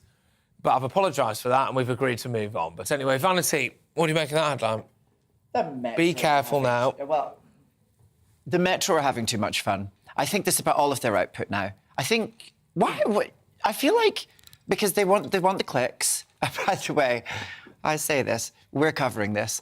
It's all ridiculous. Oh, we are. The whole thing is ridiculous. It's a cracking headline. You can't not do that. Anytime I'm on this show, I learn more about the great country that we live in. Yeah. Because I sometimes think that I might be part of the, progressive liberal elite that people besmirch. Because I live in North London and so sometimes it's nice to hear about what else is going on. I don't watch the news. I don't read the television. You're on the news right now, in a way. Yes, better to make headlines than... Well, I think you certainly have, to be fair. So I say all that to say, Yes, so I find it amusing, but I also, come on, Metro. Everyone's trying to be witty all the time, aren't they? No, they are, and how dare people try to be witty. But I've got some sad... Well, go on. You prefer a dull headline. Dull headline. A dull headline. Let's get Archie and what's his name? Archie, Kevin, obviously it's Kevin. Yeah, fine. Now, ladies and gentlemen, I'm so sorry to break some sad news to you. Hitler has died. No, it's OK. I'm not mourning the death of one of history's most evil men. This is actually, believe it or not, Hitler the cat, whose owner says was nasty and vicious and would pick a fight with people for no reason. The cat was also known as Fred, and he lived in what's been described as Britain's most eccentric pub in Devon. Down the years, he met a host of famous people, including Boris Johnson and Prince William. Were you aware of this particular cat, Vanity? No. I don't... I do love cats, actually. Do you? I don't know that. I don't really know a lot about you. Last time I was here, a woman married her cat live on air. That was weird. Oh, Dr. Pam, it was very unusual. Well, it was. Well, it was. We were told it was something that we can never do again. She married her cat, but I don't know that particular cat. No. Are you cat or dog? Oh, I'm both. Oh, I'm Ambi, Ambi, yeah. I'm Pan. I'm Pan Pet. Fantastic. OK, all right, good stuff. So there's an animal theme to our next story as well, because police in Birmingham rushed to a home after receiving a report of a woman calling for help. But it turned out to be a talking parrot. That's right. So the police kicked the door down. Yeah, that's right. Only to discover that it was a bird and not a person who was shouting help, OK? It's been confirmed that the parrot will not be brought before the beak. Yeah, I know, see what we did there. And it will, of course, not end up doing bird. All right, yeah, very good, everybody. Well done. Dr. Pam, have you ever been raided by the police? Well, when I was a teenager, I was doing something naughty, smoking something I shouldn't have been, and a police car drove up. This show is nuts. Carry on. And I stuffed it in the radiator of the police car as they were questioning us. Yes, the smoking thing. So you... That's great, by the way. What? I tell you what, yeah. I've got to be honest with you. So you'd been... Teenager holding a joint. Yeah, no, we all got that, yeah. And so Stevie Wonder could see that, Pam. I didn't want you to think it was anything worse. So you got arrested for... Well, they were questioning us. As they questioned us, I was the one who had it, and I shoved it in the radiator, the front of the grill of the car, of the police car. It's lucky you were next to the grill of the car. Well, because they had lined us up in front of it. Shoved it somewhere else. OK. Here we go. OK, we're staying in Birmingham now for our third story of this evening. If you fancy eating at a restaurant where the staff are rude to you and which claims to be perfect if you dislike your friends, family and colleagues, which I think maybe is where I'm going to take us for the office work do after this particular show. There we go. Then I've got some good news for you. That's right. Yes, OK. So Karen's Diner says it has great food and terrible service. And a branch opening in Birmingham city centre, well, it's about to open. And apparently witnesses will throw your menu, waitresses, I should say, will throw your menu at you. And get this, they actually want you to be rude to the staff as well. So it's kicked off. Vanity, have you ever been told to burger off? Many times. I like this. With the right group of people, my sense of humour, actually with a lot of my Glasgow friends from back home, the whole sense of humour is just who can be the most vile to one another. I don't know if I trust these waiters, because they'll be out-of-work actors. I don't know if I trust them to have the conviction required to really deliver the service properly. Oh, so you think we're going to get kind of almost like soap actors as waiters? I recently went to Thorpe Park, and at Thorpe Park, they had rides where there's themes. Yeah. You know, a bit like the London Dungeons. We don't I'm like, no. Yeah, I'm not convinced. You can tell that Becky's waiting for her break. Yeah. And she's outside. Play the part. Yeah. So I want So what they need to do is actually get properly horrible people on there. That's a really good show. And wouldn't it be great to go to after a bad day? And if you've had a hard day and you can just take it out on the staff and not feel guilty. It's like they want you to be rude. Dr. Pam is you're many things, aren't you? I suppose. Well, how do I describe you best? Love coach, psychologist, self-help expert. Actually, is there some genuine psychology to this? Where if you went, just let it out. Just let it out. Is that... Well, it depends, because some people letting it out would be like that mad rage. That's not what we want. Yeah. But, yeah. you know, having a bad day and being a bit catty to the waiter or the waitress because they want you to, that might be fun. They give it back as well, presumably. So I, it's kind of, you know... I asked, I had the MP, Don Butler, on my podcast a few months ago. Great. And I was getting on really well with her. I like her a lot. And asked her, what, you know, when you go into Parliament and it's all this roaring at each other back and forward, to me, that seems like not a productive way to get the business of Parliament done. And she said, oh, I don't know. On a Friday afternoon, you've had a bad week. Sometimes you coming and yelling at the people there. And actually, I was like, OK, I could see that the chamber may itself have therapeutic purpose. Just let it rip. I like that. OK, right. So, obviously, that's a restaurant where the staff are rude. And we move on now to a woman who was sacked for being rude. So, Barbara, obviously, Shields, has lost her job as matron at Ripon Grammar School in Yorkshire. She used to play cricket against them. Anyway, on one occasion, she punished 6 pupils for talking by sending them on an early morning run as punishment. And would you believe that she then claimed overtime for overseeing the run? So Shields was also accused of being...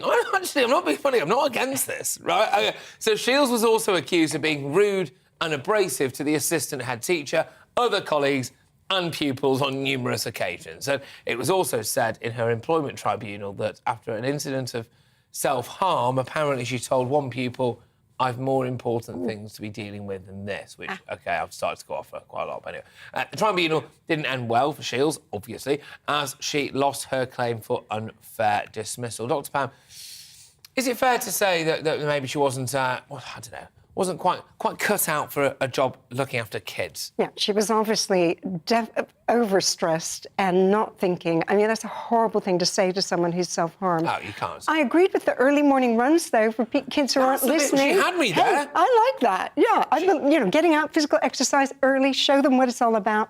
She had me at early morning runs. I was fine. Self-harm stuff. Yeah. That's why she lost the room. But, I mean, the early morning runs, I mean, do you think we need a bit more discipline for kids?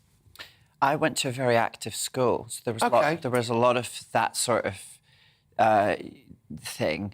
And I don't know. I think in an era of separation from the body and people leading digital lives, I think to embody your experience of life from a young age is probably very valuable. Like, if I had children, which I don't. As far as you're aware. I feel like I would be thrilled if there were facilities and support for them to be really active physically. Yeah, well, I would want that for them. Yeah, I suppose whether or not they should be forced to go on an early morning run. But but if you are super active all the time, then that isn't You're probably doing that anyway. It's the early morning part. Can you go on that run that you always go on at that time in the morning? It's the early morning part that's the punishment of that. You're going to have to be here at this time, and that'll put you off doing the bad thing again. Go on, Pam. Healthy body, healthy mind. I mean, I do activity for children is fantastic, and I think we mollycoddle children too much. We do. There's nothing wrong with a bit of competitive sport. Not everybody has to win. Yeah. I'm totally against that attitude of that everybody has to get a certificate for something. No, they that's don't. life. Work harder. We all know who came first. We all know who came last. Yeah, exactly. We were there. We saw it. Just don't tease who came last. No. You see. No, I get. Yes, fair enough. As someone who used to come last quite a lot, I can empathise with that, Dr. Pam. Right now, it's all been about strikes this week, and you can probably tell I'm not that happy about them. OK, so earlier in the show, saw my panel, Dr. Pam Spur and Vanity Von Glow, totally owned me. OK, in a debate about the worthiness of rail strikes. And I can't wait to see their reaction to this one, OK? So strike action by sandwich makers, well, goodness me, they're not happy with 35 grand a year. This is, of course, it's fake news, OK? It's Fake News Friday. Take a look at this protest that we created. Well, as you can see, this lot are absolutely livid. What they're saying is they're only on about 35 grand a year to make sandwiches, and it's an absolute scandal. It's a national disgrace, people, and clearly they're absolutely right to strike. Let's talk to them. Right, OK, why are you going on strike? Sometimes they even make us butter the bread. You are joking. What about you? I mean, honestly, they make us handle change. I can't count. Handle change? Yeah. You are, well, tell you what, there needs to be a change around here, doesn't there? Yourself, mate, why are you on strike? I'm actually a vegan, and sometimes they even make me look at ham and cheese. Together? Together. And neither of them are vegan, are they? No, definitely. I bet it's not halal. What about you?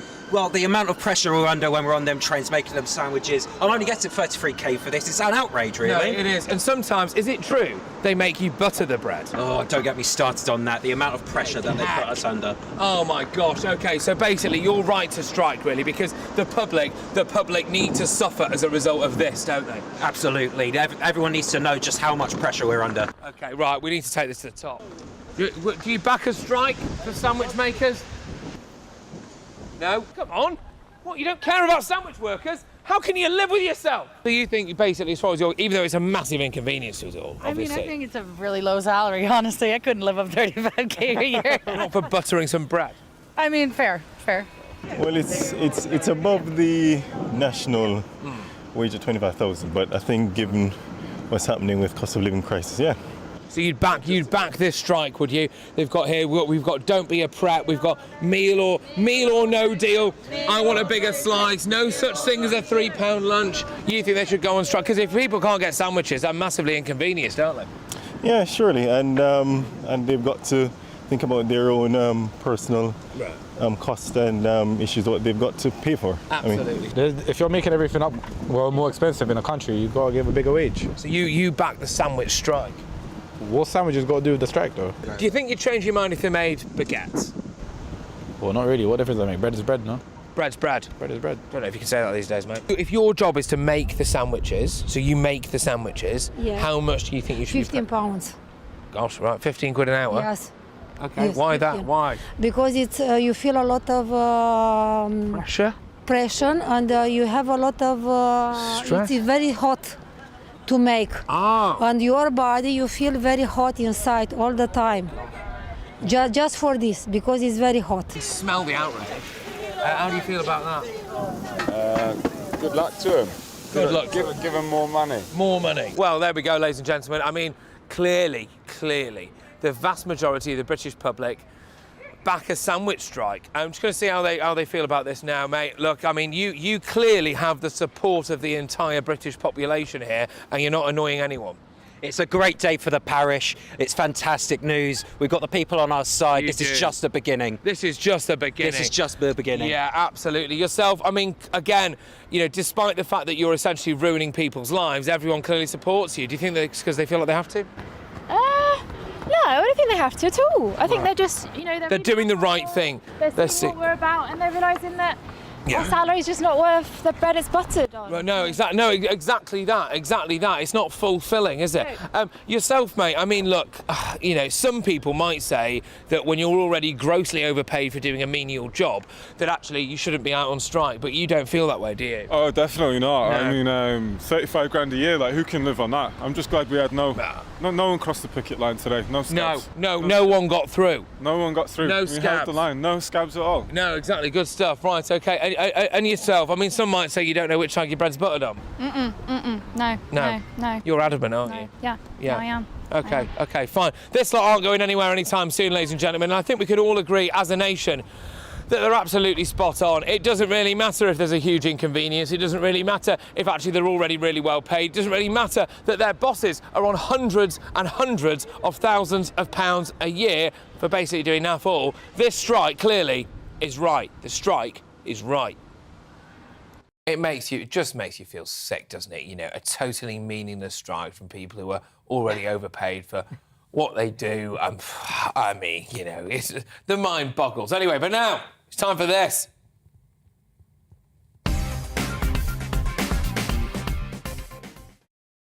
Right, lots of you have been getting in touch, OK? So earlier this hour, we held a debate between the two dullest men in Britain. And I think we called it a score draw, didn't we? Yes. It was a draw. Yeah, they were both pretty dull. Fine, OK, that'll do.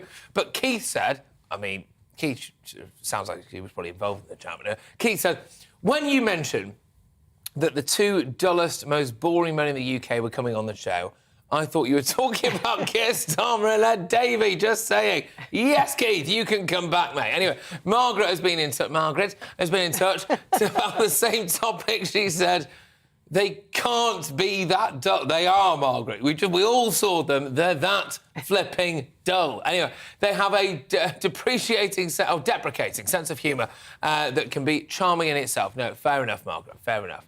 A little later this hour, we'll also introduce you to Buttercup the Beagle. That's right. Buttercup is our dog of the week. That's right. But Gareth said, I challenge you to... Oh, I know, Gareth, please don't, because I wrestle with it every week, mate. He goes, I challenge you to adopt one of these dogs, please. And, like, seriously, every single week on Dog of the Week, I just can't have a dog. I'm always here. I'm always here. I've got nowhere to put it. Can't look after the dog. They can't get rid of you. They can't get rid of me. Well, yeah. To be fair, the way it's gone tonight, I might be outside with a dog sleeping on the pavement. But anyway, there we go. Right, there's lots more to come on Friday Night Feast. In a few minutes, we'll meet this week's national treasure, and surely one of you will find space in your heart, as we've spoken about, and indeed your home, to give Buttercup the beautiful beagle a bright future. I will see you shortly. Don't you dare go anywhere.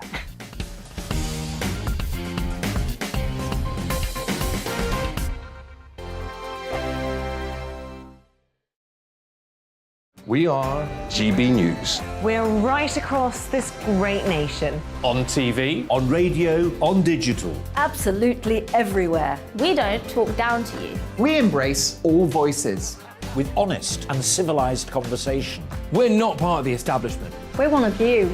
And we're only getting started. Join us on GB News, the People's Channel. Britain's news channel.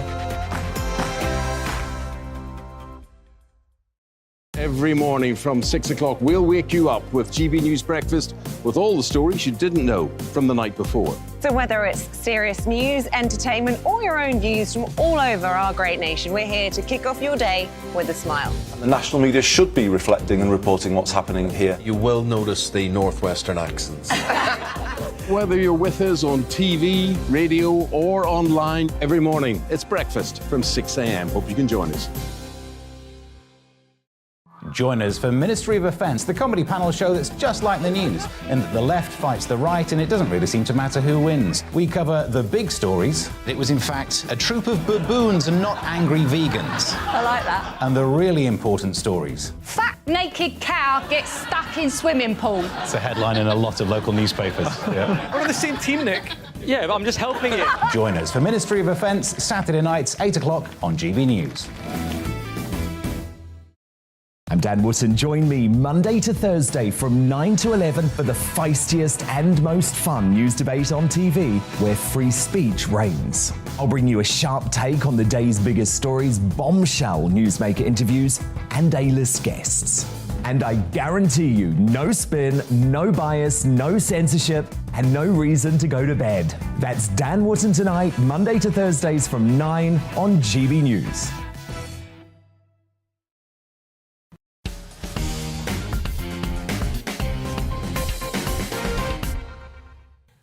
Yes, hello everybody, welcome back to Friday Night Feast. Now, we've got so much to get through between now and 9 o'clock, so let's get cracking. It's time now to meet this week's national treasure. And if you were watching this show just a couple of weeks ago, you'll have seen two people on a tandem riding through Southport's town centre. Yes, there we are. And as you can see, they are naked as the day they were born. That's right. There's nothing unusual about that, of course. Just the fact that they're full frontal naked in public. But if you're listening on GB News Radio, I can confirm that we are currently showing pictures of the cyclists in all their glory, in a way. I mean, glory might be a bit strong, but there we are. It's interesting, isn't it? Because I would have thought we'd have had to have blurred more of... No, fine, OK, fine. Well, it's a cold day. It was a cold day. Anyway, apart from the bits, of course, that we did blur out. Anyway, right, it's such a good story that we decided to track them down. And it turns out that a total of 4 people are about to cycle the length of the country, and they're doing it for charity. So I'm delighted to say I'm joined now by Neil Fox, who is one of the people... He's naked as well, right, good stuff. Neil Fox. Neil, how are you, mate? Hi, Patrick, I'm great. How are you? I'm clinging on, really. Cycling, clinging on. Good. Are you completely naked? I normally am, so I'm a matris, so I live naked a lot at home, and you probably guessed from the videos, the 4 of us are outside walking, cycling. So if I asked you to stand up now, no, don't do it, don't do it, please don't do it, please don't do it. We can do that off air later, you know, you've only got to ask nicely, it's fine. I've pulled again. I just can't stop, I'm on fire. Okay, right, no, but seriously, why do you enjoy getting your kit off? I think for me, probably just find it relaxing. It sounds like a strange situation because I guess quite unrelaxing for a lot of people, but I work in a stressful job. If I take my clothes off, I feel more relaxed. I had stress-related symptoms earlier this year and sort of spasms in my face from work.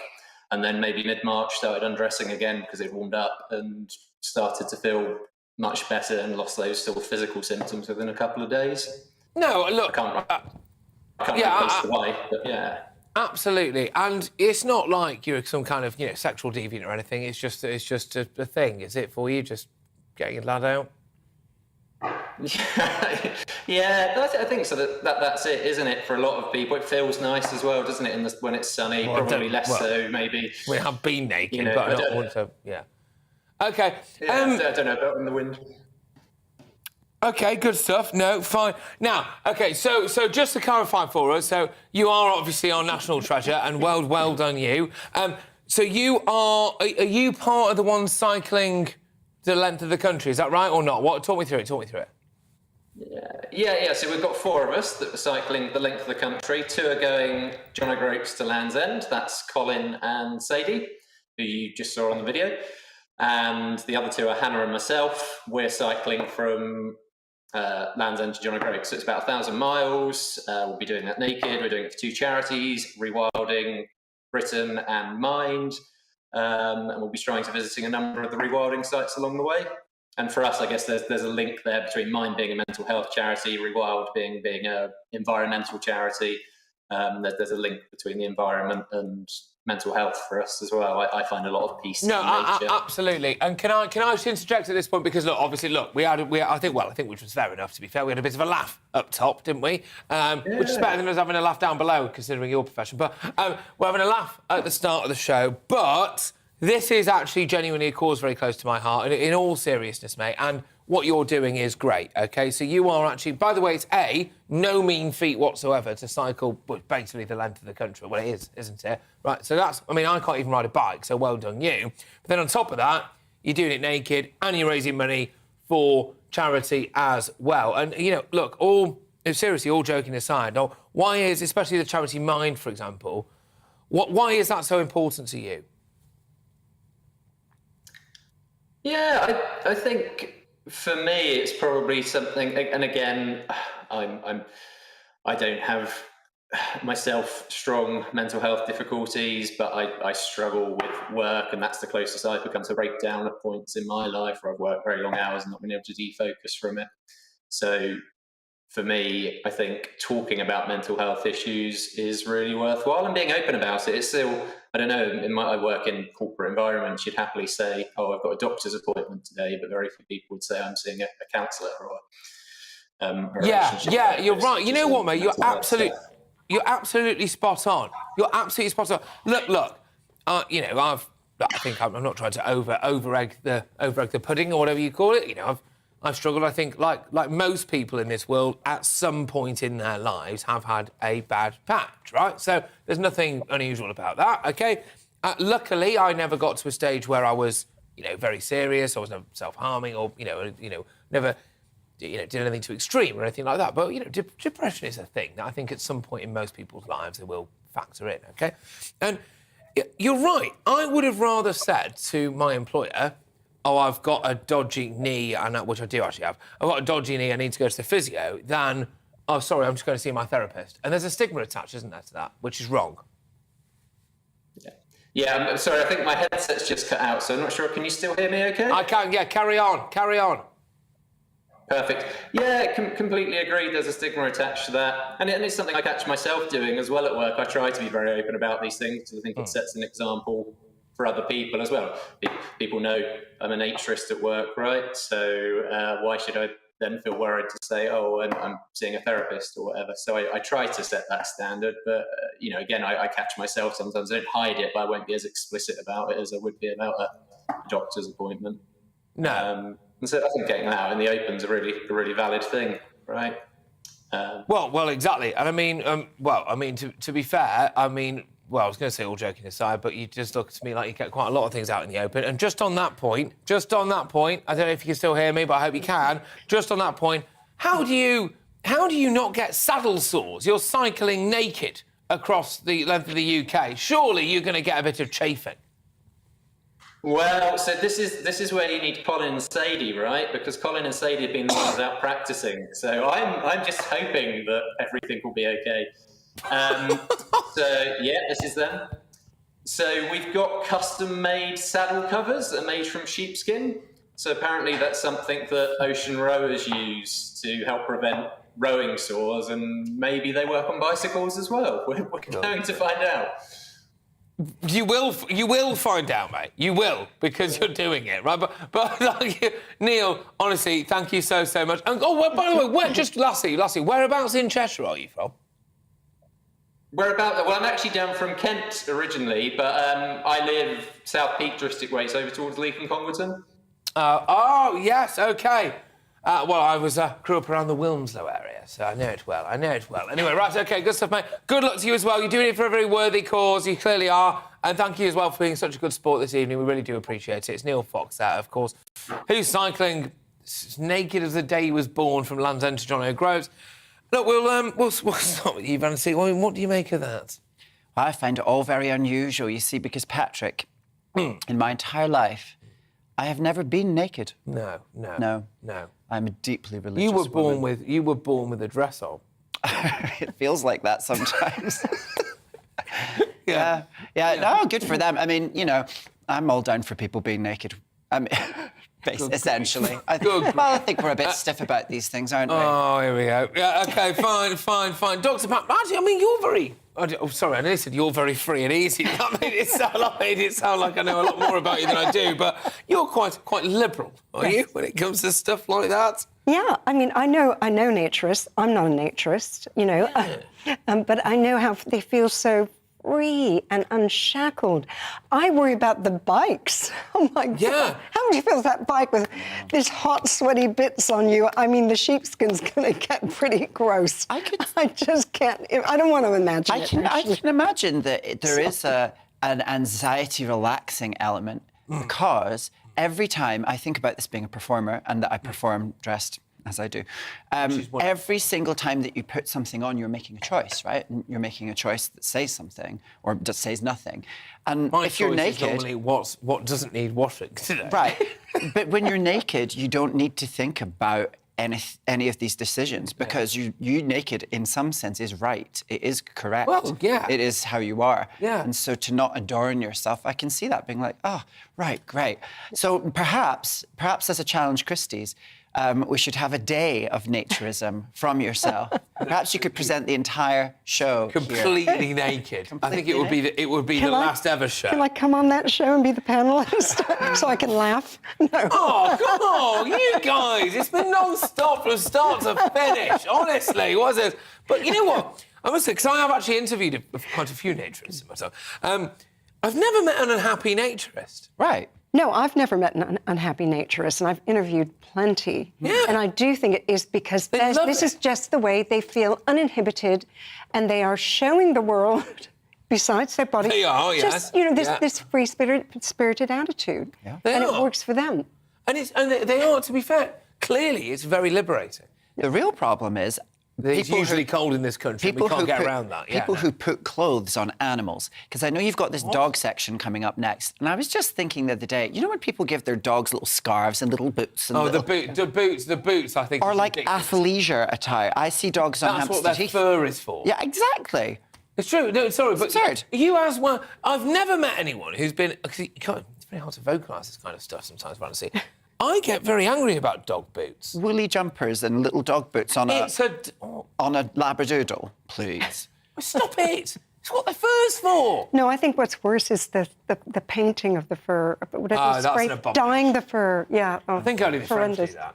Right, this is one of my favourite parts of the show. Yes, ladies and gentlemen, we've just been speaking about it. We're teeing it up right now, OK? I know it's the moment that you've all been waiting for. It's Dog of the Week, that's absolutely right, yes. Now, if you're new to this programme, this is when we try to rehome a rescue dog.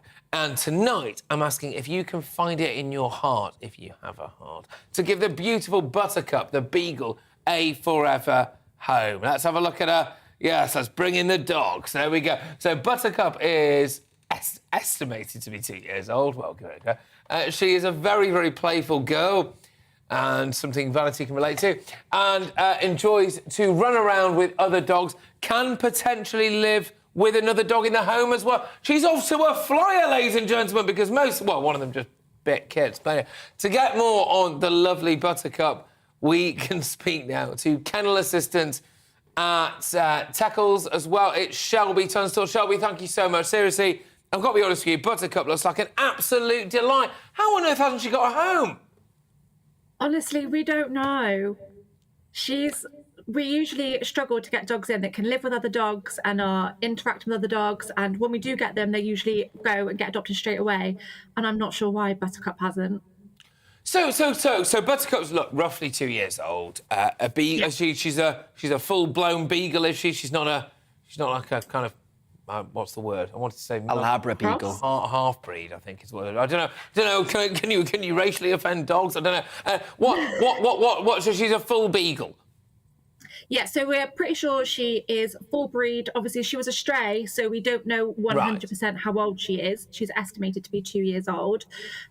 She unfortunately wasn't claimed or collected when she came into us, so she was signed over to us for us to find her a new home. And you can see on the picture that's showing now, she's just got a little bit of a scar on her nose. And I don't know if maybe that's what puts people off, but she's actually got the scar going all the way around her mouth, so we're not sure if maybe she had a muzzle that was on too tight, or maybe she had something that was tied around her nose that was too tight. So she obviously didn't have it very easy before she came to us. But she loves playing with other dogs. Just bless her. So she's got a scar. What? Basically, like around her nose, or all the way. Yeah, so it's quite a big scar at the top, but it kind of goes all the way around her nose. Oh, she's obviously been tied up or something, hasn't she, do you think? Muzzled or something? It suggests that, yeah. Oh, bless her. But despite that, she still loves humans. She's still so happy. She's more than happy to come and have a cuddle with you. She wants to play in the paddock and run around. She loves going on walks with other dogs. She plays a bit rough and ready, so she's going to need a dog that can play a bit rough with her. But yeah, she's such a happy girl. Her tail's always wagging. We don't understand why she's still with us. No, look, absolutely. And I mean, look, you know, so you think she'd be... So you think she's all right with other dogs because presumably you see her with other dogs every day and she's fine, basically? Yeah, we walk her with other dogs at the centre.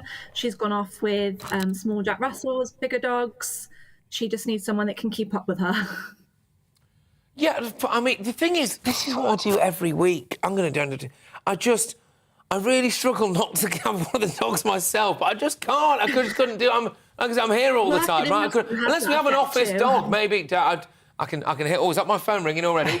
No, terrible idea. No, we can't have an office dog, unfortunately. But no, I would love one though. But can I just ask a more general question? Because you're at Tackles. I hope I'm pronouncing that correctly.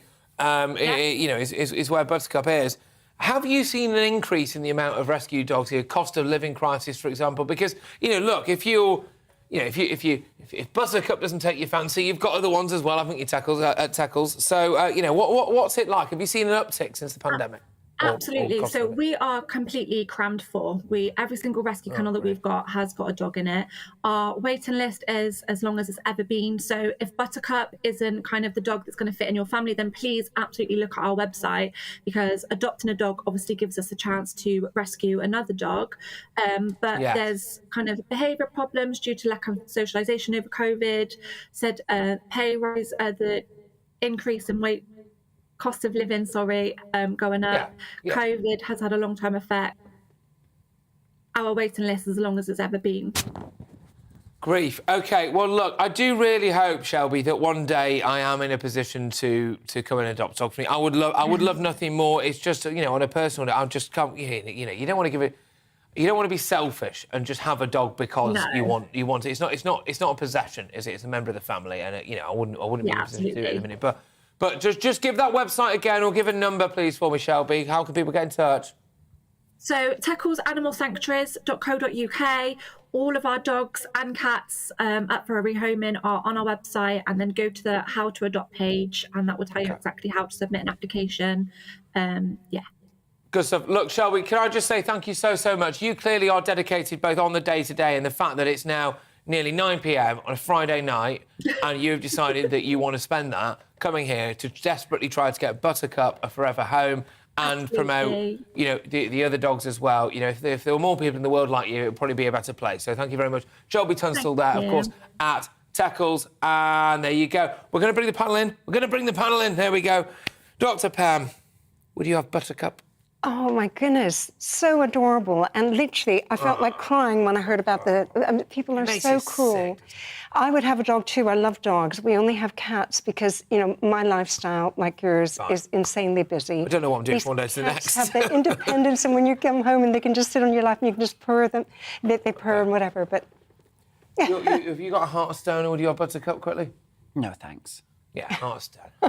Right, OK, let's get an update on our charity appeal. I'm raising money for the mental health charity Mind Before I Dance with the Dream Boys. They're a group of male strippers. I was supposed to be doing it tonight. I've already said this to you loads. I've been very upfront with you people, all right? I'm sorry. I was supposed to be doing it tonight.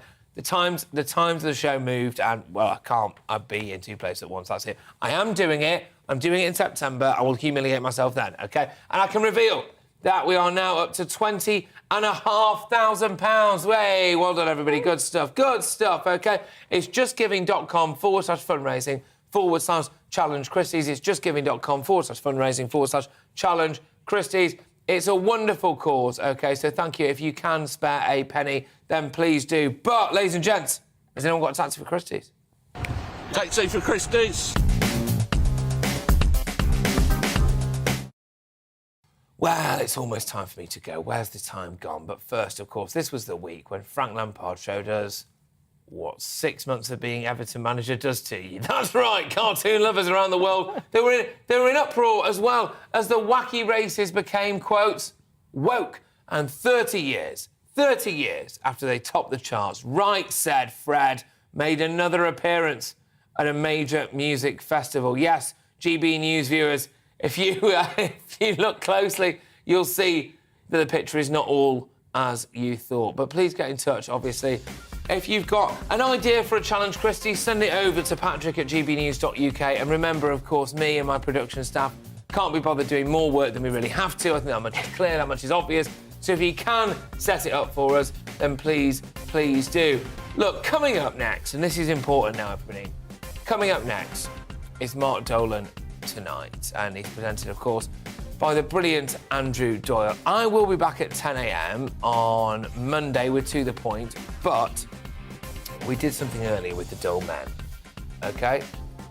We did something with the Dull Men, and unfortunately my producer, Steve, died of boredom, and I think it would be wrong if we didn't dedicate this show to Steve.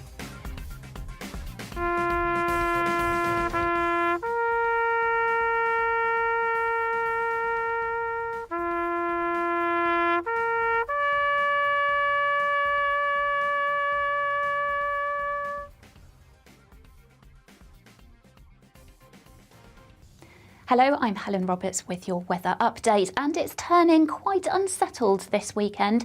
Certainly in comparison with some recent days, we're all in for a mixture of sunny spells and showers, and some of those showers could well be on the heavy side, and it's all thanks to this area of low pressure.